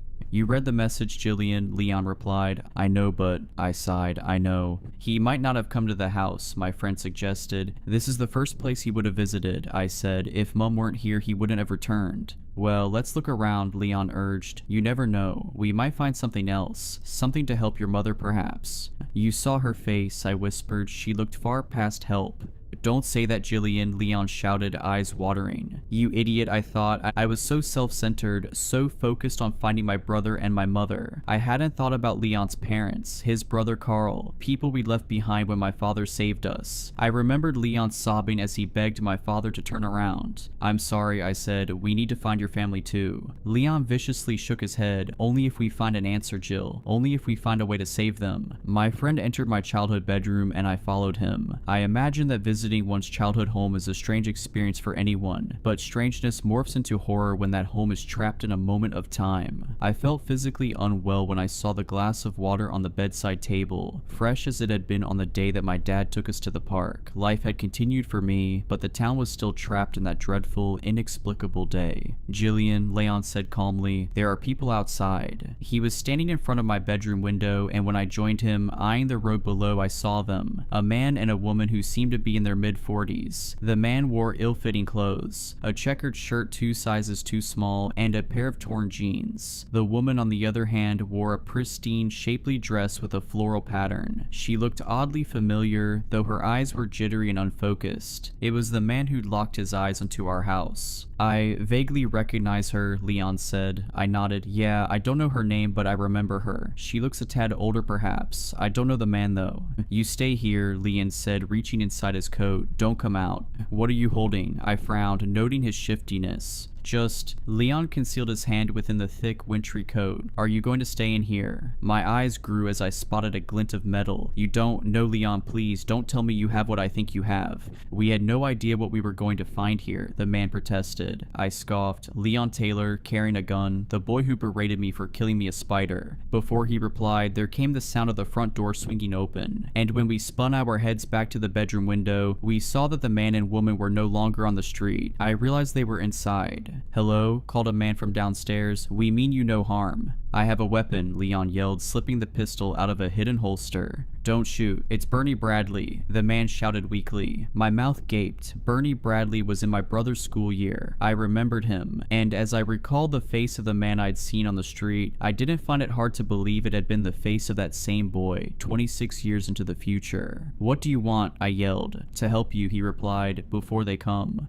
"Who?" Leon asked. "I'll tell you if you put that weapon away," Bernie said. "I don't trust you enough for that," my friend growled. "Are you Leon Taylor?" the man asked. "Why?" Leon responded. "Sydney Manley pushed you off the swing set and you called her a fat cow," Bernie said. "She ran home in tears." It wasn't enough. In a place like that, which defied all laws of rationality, it wasn't enough for Bernie Bradley to know that, but Leon and I needed it to be enough because we were hopelessly alone, hopelessly afraid, and hopelessly desperate. My friend reholstered his weapon and we walked onto the landing. Bernie and the woman were midway up the stairs. The man's hands were raised, but the woman barely seemed aware of where they were, barely seemed aware of herself. "Leon Taylor and Jillian Maynard, is that right?" Bernie asked. "How did you recognize us?" I asked. "You were the only ones who escaped," he replied. "The Maynards and Leon Taylor." "The only ones?" Leon asked incredulously. Bernie nodded. "Others tried, but the frost got them." "So why aren't you..." I started, unable to finish. "Mind if we sit down before I answer that?" he asked. I looked at Leon, and my friend begrudgingly nodded. We all headed to the living room and sat down. Once we did, Bernie Bradley told us an incredible story, and the woman beside him simply rocked on the sofa, face painted with a disturbing smile. Bernie had been a 10-year-old boy, sitting at his bedroom desk when the chill swept through his room. He told us that he remembered nothing but a black void. He might have been there for an eternity, or it might have been less than a moment. When he woke from that dark slumber, still a 10-year-old boy sitting in the desk chair, Bernie looked out of the bedroom window. He was overcome by the horrible feeling that time had been lost, but he didn't know how much. And when he saw residents frozen in the street, he realized that something awful had happened. Bernie found his own paused parents in the kitchen, and they were completely unresponsive to his pleas. The lonely, frightened boy ran through the town, calling for help. Nobody answered. After a long day of searching, he returned to his house in tears. For a week, Bernie lived on cans of food from the cupboards, and then he heard shouting from the street. "Hello, is anybody there?" a man called. Bernie ran outside to find Mr. Johnson. The farmer had just woken from a darkness to find the town full of statues. Bernie told Mr. Johnson that he'd been alone for a week, but he had no idea how long he'd been frozen before that. The boy wanted to leave, but the farmer said they had to save as many people as possible. They had a duty to do so. After all, neither the farmer nor the boy knew what might happen to them if they were to run. The frost might return. Anyway, Mr. Johnson took Bernie under his wing. The crops in his field thankfully had unfrozen, as had his entire farmhouse. Mr. Johnson fed Bernie, and the two of them survived. A week later, they found Elizabeth Coulter, the local head teacher, wandering through the town. Over the course of the following year, a dozen more unfrozen souls were saved and brought back to Mr. Johnson's farm. But things changed as time passed. The newer thawed souls were unhinged. The longer a person had been trapped in that black stasis, the less human they became. They were still intelligible, but they spoke only of the voice in the void, a voice that they missed in the land of the living. They were irritable, but Mr. Johnson cared for them all the same. Eventually they fled. This only worsened as the years went by. After a decade, Bernie's mother and father unfroze. However, his dad ran and his mom only remained because she was lost and confused. She would rant and rave about the speaker, the one that would make everything better, the one that would make them all eternal. It was during the year of 2018 that things crossed a terrifying line. Mr. Johnson had decided that newcomers were not welcome. It was a decision of necessity, not cruelty. The recently unfrozen folk had become more than unintelligible. They had become dangerous. "Hark, the speaker calls," Walter Frankton screamed. The middle-aged man who had once been a police officer was standing outside Mr. Johnson's farmhouse. When the community of sane people emerged, they screeched at the sight of Walter holding a charred body above his head. Nobody identified the burnt corpse, but Mr. Johnson wasted no time in drawing his rifle and giving Mr. Frankton 10 seconds to flee. Bernie explained that Walter laughed demonically before disappearing into the night. Over the coming years, bodies were found in the street. Followers of the speaker would relentlessly pursue Mr. Johnson's community, so the sane folk kept distant from the people of the speaker. Few of Mr. Johnson's followers understood why they stayed, yet nobody felt able to leave. Something was keeping them there. A couple of weeks before Leon and I arrived, however, Bernie said that Mr. Johnson finally announced his plan to leave. There were murmurs of uncertainty. Everybody wanted to escape, of course, but fear had always stopped them. Still, they trusted Mr. Johnson. If anybody had the power to safely lead them away from the place controlling their minds, it had to be the brave farmer. Packing and preparations began. However, some days later, Bernie Bradley happened to look out of an upstairs window and noticed Mr. Johnson. The old man was wandering aimlessly onto the driveway, stumbling like a drunken man towards his vehicle. Bernie said there was a small child standing beside the car. The young boy led Mr. Johnson to the driver's door with a smile, and the two of them fled. Things disintegrated after that. When a Molotov cocktail found its way through a window, the community dispersed. The sane folk fled in different directions, and Bernie was left alone with his mother. "We've been running for days," Bernie explained. "I keep finding the bodies of people from my community, charred corpses in the street. I tried to leave this town, but it wouldn't let me. The farther I drove, the sharper the pang in my heart. I knew I'd die if I were to keep going." "How did you find us?" Leon asked. "I heard you," Bernie replied. "Hard to miss the sound of an engine in a dead place like this. I had a hunch that it might be you."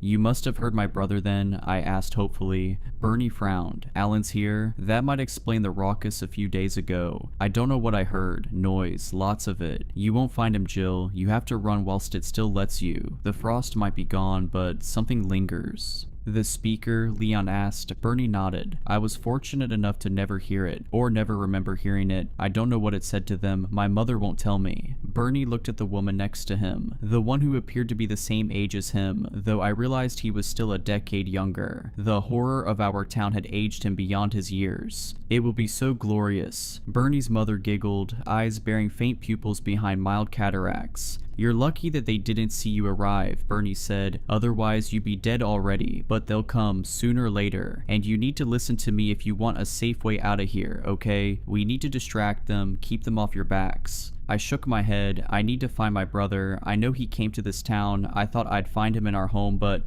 Walter wanted him, Bernie's mother hissed. The woman stopped rocking, stopped smiling, and her head snapped to face me with such eerie speed that I thought it might entirely disconnect from her neck. Bernie quivered, seemingly just as horrified by his mother's words as the rest of us. "Mother," he asked, "Walter wanted him, Walter wanted him, Walter wanted him." The woman laughed, taunting me. "What does she mean?" I sobbed. "Does Walter Frankton have my brother?" Bernie's face whitened. "If he does, your brother's either been flayed or charred." "Christ, Bernie," Leon replied. I sniffled. "I won't leave until I know." "He's already dead," Bernie bluntly said. "We don't know that," I cried. I thought the others were sitting in stunned silence because I'd spoken so assertively. However, as I calmed my breathing and the throbbing sensation in my ears quietened, I heard it too. The sound of laughing voices. Bernie's mother strained to smile broadly. She looked as pained as my mother, but grateful for the privilege of the discomfort. "You don't want to see this. We'll head through the back. Do not look at the street," Bernie hoarsely pleaded as I rose. But I was already running to the door. I flung it open and started to run down the path, with Leon and Bernie in tow. Then my eyes met the mob spilling beyond the end of the street. The crowd easily numbered 100 people, and each face wore a terrible smile, eyes glassy yet all-seeing. There was a man shuffling from the crowd towards me like a terrified toddler taking its first steps. I tried to blot his face from my mind. I didn't want to see it, though it was too late for that. I'd seen everything the moment I faced the crowd. Eventually I fell to my knees and howled as I embraced the truth. The shuffling man who had been flayed alive was my brother. Alan reached towards me with an outstretched hand, weakly shouting something before toppling forwards. He was reduced to a motionless heap on the road. "Jill," Leon cried again, rushing to me. "We have to go." I continued to wail as the gleeful crowd surged forwards. I resisted Leon, but he easily hauled my limp body to the car and bundled me into the back. "He needs help," I blubbered. "He's gone, Jill," Leon whispered. "What about your family?" I asked. "They're all gone," he sniffled, stepping on the accelerator. Staring through the rearview window, I watched the crowd approach my old home. Bernie stood on the front porch, and his mother had her hands on his shoulders. The man did not run. As we pulled off the driveway, it almost seemed as if he, too, finally had a smile on his face. The mob swarmed Bernie, and I heard a brief cry of agony. It may have been ecstatic or fearful. It may have been both. After we crossed the border, no chill pierced us. We were free to leave, but I know Leon and I belonged to that town. I have always suspected that the wind grazed its teeth against my skin when I was a child. It grazed all of us. For even now, I still feel that link, that urge to return to the salivating mob with a smile on my face. When I returned home to find that my father was missing, I knew he felt it too. On November 20th, 2018, Clark County Fire Department personnel responded to a blaze at a remote location in the Mojave Desert. Upon arrival, they noted that the burning building was an abandoned train depot. Once the fire was contained, they noted several irregularities in the ashes. Although the fire had destroyed the building far beyond any hope of repair, hundreds of personal items scattered across the floor were undamaged. These items included purses, glasses, personal identification cards, dog collars, laptops, cell phones, coats, jackets, pagers, backpacks, hygiene supplies, hats, tools, and much more. The items spanned multiple decades in terms of manufacturing date. Some of the items were tools and implements dating back centuries. No items could be linked to the others. Approximately 350 human bones were discovered under the floor, arranged in what law enforcement later described as a ritualistic array. Chief among these irregularities was a large skeleton that exhibited what the coroner described as unnatural proportions. One redacted report suggests that the skeleton possessed structures similar to wings. The most surprising discovery, however, was a middle-aged man weeping among the ruins. He introduced himself as David and apologized for burning the depot down. "It didn't have to be done," he allegedly stated, "but I still had to do it." He was detained and arrested for suspicion of arson and homicide. The homicide charges were later dropped when testing indicated that the human bones were a minimum of 300 years old. The arson charges were successful. Based on the details of his testimony and his clearly unstable mental state, however, the suspect was sentenced to a secure mental health facility where he spent 4 years before undercover personnel discovered him, at which point he was transferred to AHHNASCU.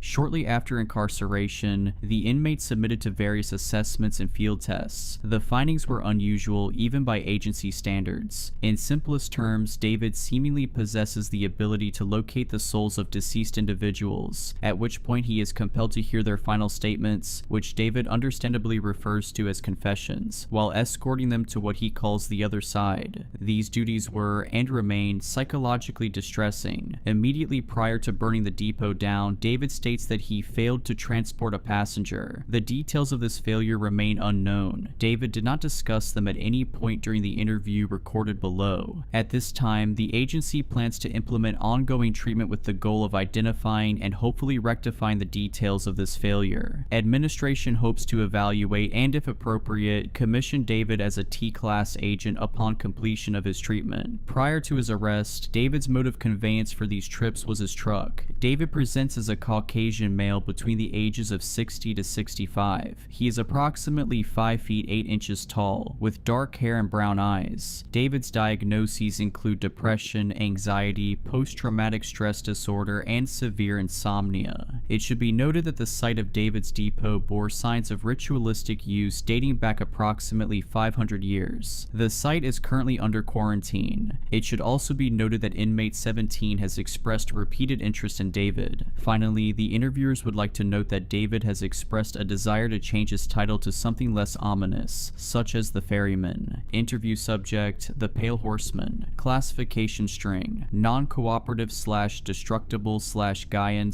/ constant / low / Faulos. Interviewers: Rachele B. and Christoph W. Interview date: December 19th, 2024. One night I woke up and really needed to talk to my dad. Of course I couldn't because he died about a month before. I paid for the funeral. It was so small and so cheap it was basically an insult to his memory, and it still ate most of my savings. I didn't regret it. I was just ashamed I couldn't afford to give him something better. Still am. Arranging the burial kept my mind busy. When you're busy enough, nothing really has the opportunity to sink in. But the night I woke up needing to talk to my dad was when it sank in that he was really gone. I got out of bed and went for a drive. Drives were something my dad and I used to do. Probably the only actual bonding time we ever had. It was hard for us to talk to each other, or to anyone really. We were both human dams. But something about those drives broke. The dams broke down. We had to actually be driving though. For some reason we said a word till after the wheels were moving. Night drives were the best somehow. We never even looked at each other but talked all the way to the other end of the highway and back. He'd always play music from when he was a kid. Sometimes he'd stop at the gas station for sodas and candy. Once in a while, he'd pull into the all-night diner and buy me breakfast for late dinner. Mostly we didn't stop at all. We just drove. But it didn't matter where we did or didn't stop. All that mattered was I got to go for a drive with my dad. The night I needed to talk to him but couldn't, I went for a drive. Partly because I missed him, partly because I wanted to be able to cry privately. Me crying always freaked both Amber and Devin out, and she didn't need any extra stress. But mostly because when it comes right down to it, solo driving is the most soothing thing I've ever done. Night driving particularly. Night driving in the desert especially. The moon-silvered landscape is this patchwork of contrasts. All shadow and silver, dim light and dark so deep it makes that dimness look bright. There's an inhuman, almost primal peace I find when I'm out there. It's liberating and eerie and beautiful all at once to be alone on the road at night. An exercise in isolation. Isolation can be hard, but it's the only time I feel comfortable being myself. So the isolation has always been a draw. So is the desolation. The desolation of the desert is impersonal and gentle. Sometimes that's exactly what you need. A reminder that you're less than the blink of an eye, that everything you feel and everything you've done won't even be remembered. That sounds bitter, but it's not. At least not to me. In fact, that's the only time I get safe enough to actually feel the things that make me hurt. On that night and on that drive, I was remembering the night before my dad went to the hospital for the last time. He was still himself, but his mind was not exactly slipping, but traveling, flitting back and forth between childhood and adulthood, and staying back more often than not. That night especially, it was kind of like he was a little boy again. He was scared of the dark and started crying, so I got in bed with him the way I used to when my kid had nightmares. He snuggled in just like Devin used to and started talking about his life. Things I never knew, things I never even thought to ask. God, that was hard, knowing there was so much he never told me, so much I'll never know. He got to talking about his mom. I asked him a question, I don't even remember what, and he sat up hopefully, asking if his mama was there. No, Dad, I said gently. Is she coming? The hope in his voice broke me. Remembering his as I drove along the road that night broke me all over again. The desert glided past as I cried, shadows and darkness all covered in a thin film of silver moon. That landscape reminded me of my heart, a bottomless dark pit filmed over with whatever light I could muster for my family's sake. At some point, I noticed the road was different. I know that road, I know every bump and shimmy. You know how desert highways can be, rippled, warped, cracked. I knew the stretch of road I was on was so broken up it sometimes felt like a monster was reaching up from under the asphalt and jerking your wheels around for the fun of it. It had always been that way. I figured it would always be that way. But that night, that stretch of road was so smooth it felt like my wheels weren't even touching the ground, like my truck was gliding on air. That's when I saw the hitchhiker. I don't pick up hitchhikers. Not because I expect anything bad to happen, I really don't. I've found that it's easier to trust everyone until they give me a reason not to, and hitchhikers are no exception. The only reason I didn't pick them up is because I had a family and they needed me. I couldn't take the risk, even a small one, for their sakes. But this guy, I had to pick him up because in silhouette at least, he reminded me of my dad. I'm not big on fate or mysticism, not at all, but I do believe in human connection. I think everything on earth is more deeply connected than any of us know or even want to acknowledge, and denying that connection is the root of a lot of problems. I guess that actually sounds pretty mystical, but why was I even on the road, right? I woke up missing my dad and went for a drive specifically to cry for him where no one would have to see. On this drive, I just happened to see a guy in need who looks like my dad asking for help. What are the chances? Zero. Those chances are zero. It felt like one of those connections, so I pulled over. The hitchhiker climbed in as coyotes howled nearby, pleasantly eerie. The desert outside looked darker and brighter than ever. Up close, the guy looked so much like my dad that it made me choke up. I managed to ask, "Where you headed?" "We'll know when we see it." It was my dad's voice. Chills exploded. For a second, I thought I was going to scream. Instead, I flicked on the cab light, but the hitchhiker flicked it right back off. "David," he said, "I need you to hear everything I never told you."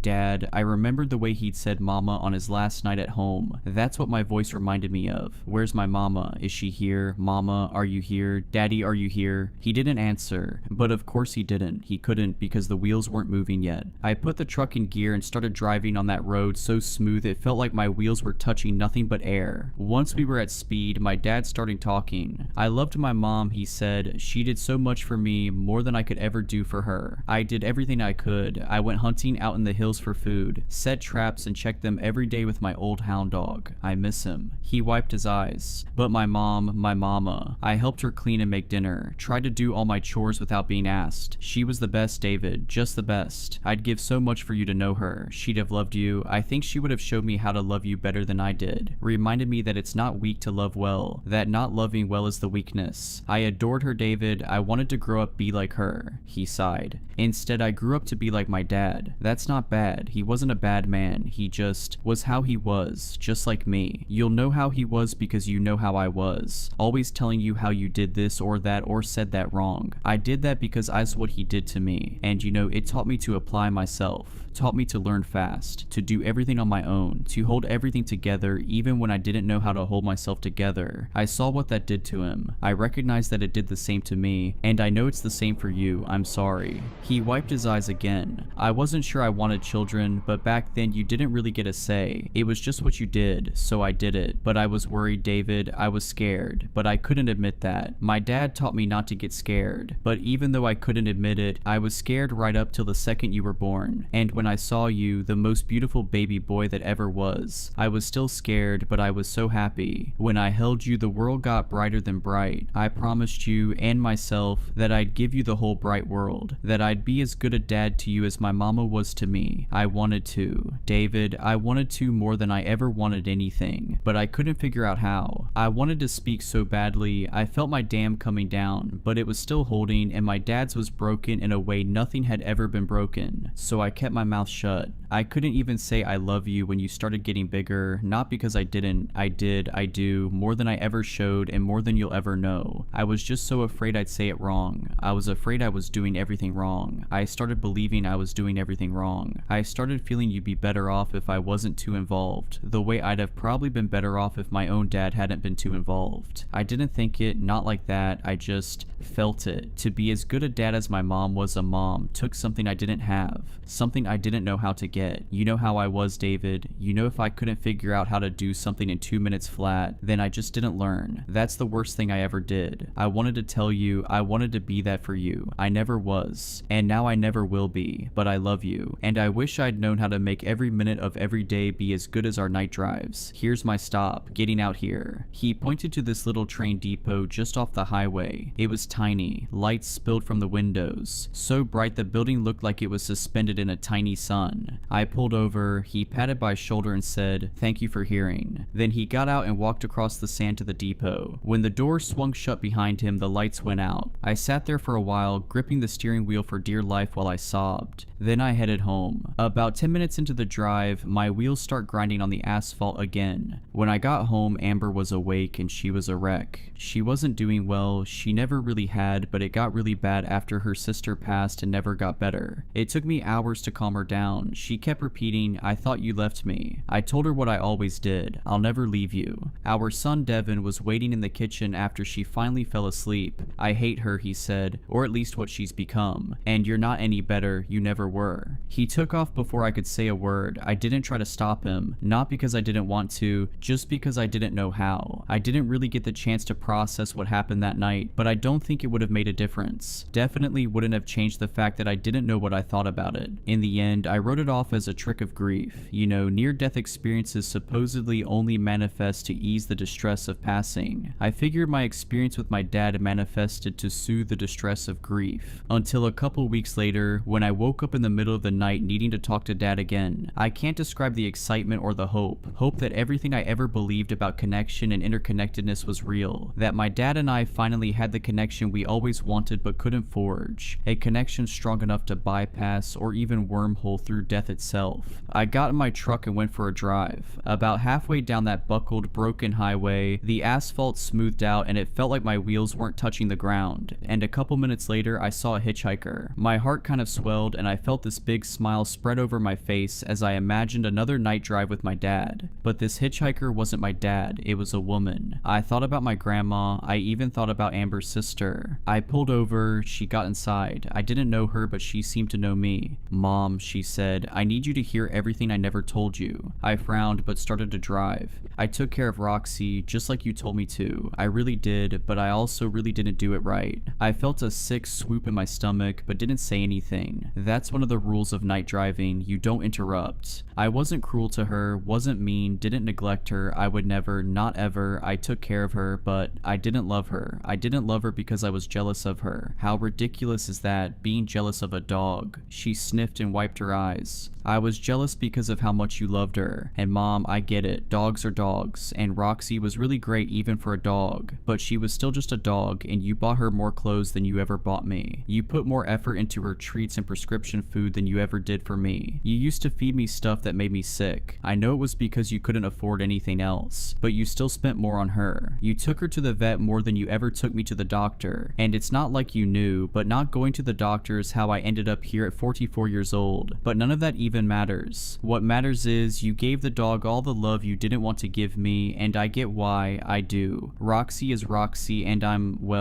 me." Her face crumpled and she wiped her eyes again. I tried to overcome those feelings because they were so ugly and so stupid. Who gets jealous of a dog, especially such a good one? People like me, I guess. I tried to overcome it. I tried to kill the jealousy, but I couldn't. And you know what? That dog loved me anyway. As much as she loved you, as much as I loved you. Hell, sometimes I think she loved me more. Why do children and dogs have to love as deeply as they do? I always wondered that. It's not fair. It's not fair. She released a shaky breath. You know, Roxy wasn't allowed to sleep on my bed. That was a big no-no and she knew it, but sometimes I'd wake up crying or I'd have a panic attack, and she'd jump up and nuzzle me until I calmed down. Then I'd put her back on the floor. She uttered a sob. Why did I do that? Why? All she wanted was for me to love her back, and she was so easy to love too. I still couldn't do it. She died on a Tuesday morning before work. It was winter. She didn't want to get up. I thought she just didn't want to go outside because of the snow, so I forced her. But she wasn't being a brat. She was in heart failure and the stress of walking in the snow. Oh my god, Mom. She crawled into my lap and died there. If I hadn't made her go outside, she wouldn't have died like that. Not in the lap of someone who never let her on the bed unless they got something out of it. She laughed, then sobbed again. If someone gave me the choice, I would burn in hell for an eternity of eternities if it meant I could go back to give her the life she deserved from me. Sometimes I wonder if you ever felt the same way about me, Mom. I don't know what would be worse, if you didn't or if you did. Here's my stop. Let me out here. Thank you for hearing. Just off the highway, the train depot shimmered into bright, blinding being. The lady got out and trudged across the sand. Maybe it was wishful thinking, but when the door swung open, I saw the silhouette of a little dog in the doorway, tail wagging a million miles a minute. When I got home, it was almost dawn and Devin was having a breakdown in the front yard. Amber was trying to calm him down. When I pulled up, she ran over and started raging at me about everything and nothing. I sent her inside to rest and took over. Devin was coming down off something and I could tell it was a rough landing. It happened a lot, every couple months at least. It used to make me angry, but I didn't have it in me to be angry anymore. Even if that wasn't strictly true, my anger only ever made things worse. Both Devin and Amber had plenty to be angry about without me adding to it, so I shut the anger down and sat on the grass with him. Devin started talking. I tried to listen, but it was hard. My mind was going as fast as that little dog's tail, a million miles an hour, only these weren't happy miles. All I could think is how pointless it all was, how this life was all I had and all my kid would ever have if he was lucky. Not for the first time, I felt like I'd cursed my kid. In a good month, I could afford to give him half of what he needed and none of what he deserved. What kind of life is that? How crappy is it to love someone so much that you'd kill or die to make them happy, but to never have the chance to do either? This is all he gets, I thought. This is all any of us get. What's the point? A few nights later, I again woke up needing to talk to my dad. I got in the truck and drove along that rutted, broken highway until it turned so smooth it felt like my wheels were running along the air. A few minutes later, I saw an impossibly small hitchhiker waiting on the side of the road. I pulled over. This tiny little boy climbed in. He looked so sick and he was so small I had to help him. Daddy, he said, I need you to hear everything I never told you. I started driving. I wanted to meet my baby sister. I tried to hold on to see her just like you asked. I tried to be strong, but I wasn't. I'm sorry I couldn't hold on anymore. I was too tired, Daddy. I'm sorry. I'm sorry I kept making you and Mommy cry. His lip trembled. He looked out the window at the wide pale moon and the silver dark desert. Are you going to forget me, since you have a new baby now? I started crying too. Please don't forget me. I won't ever forget you. I won't forget Mommy singing to me and holding my hands when I was in the hospital. I won't forget when you were crying in the garage. I was scared because you never cry, but then you hugged me and said I was brave, and you were only crying because you were happy I was so brave. I won't forget that, Daddy. I'm sorry I made you cry all the time. I'm glad you'll have a new baby to make you smile. Just don't forget me when you smile. And please don't cry when you remember me. Please just smile. I think I need to get out here. Thank you for hearing. The depot shimmered just off the highway, brighter and soft. Can you walk with me, Daddy? I know you can't go in, but I'm scared of the dark. I got out first, then helped him down onto the ground. He squeezed my hand as we walked across the sand. Is it going to hurt?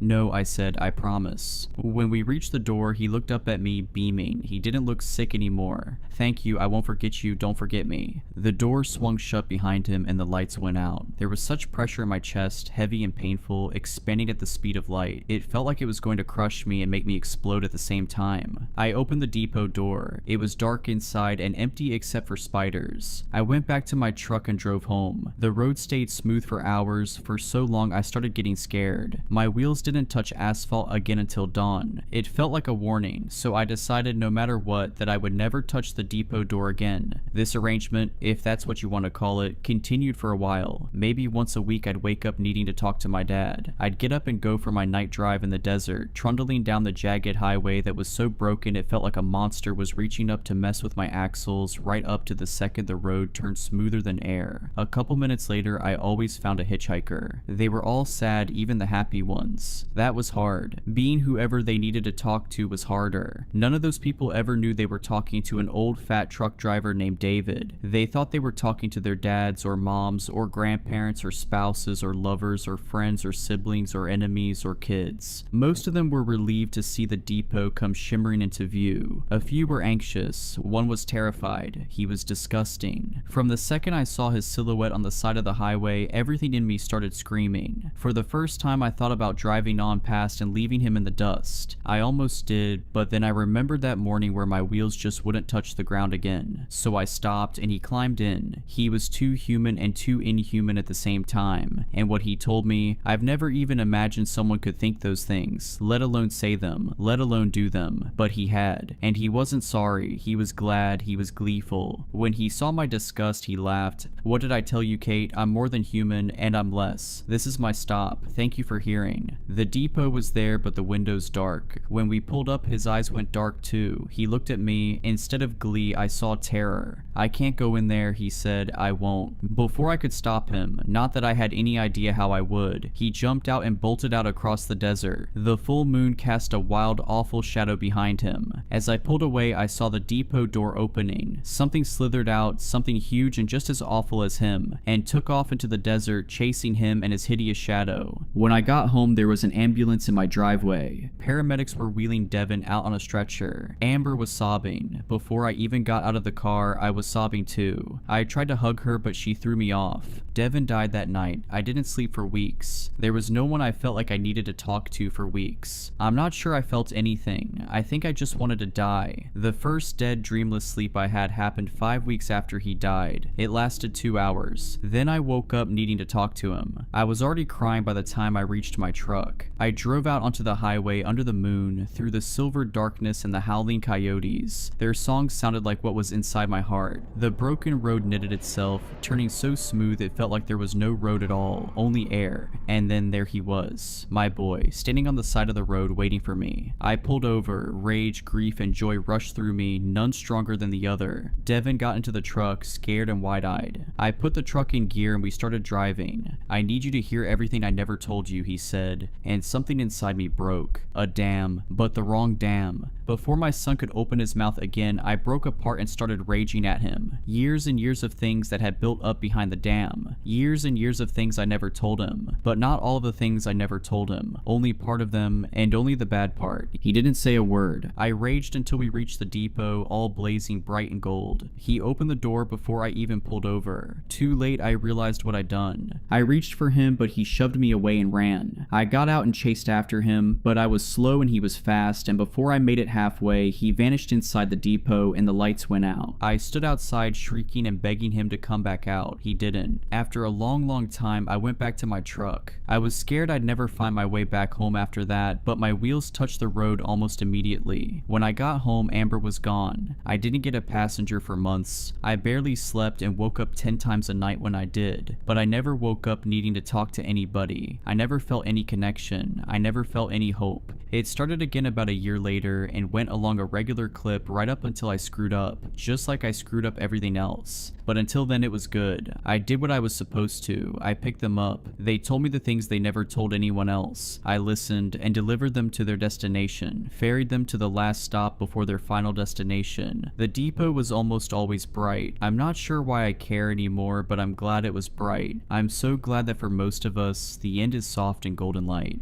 If you enjoyed these stories, please consider subscribing and liking this video. Let me know your thoughts of these stories in the comments below. I frequently talk to my viewers there. But anyways, I hope you were creeped out. Just kidding. Stay safe.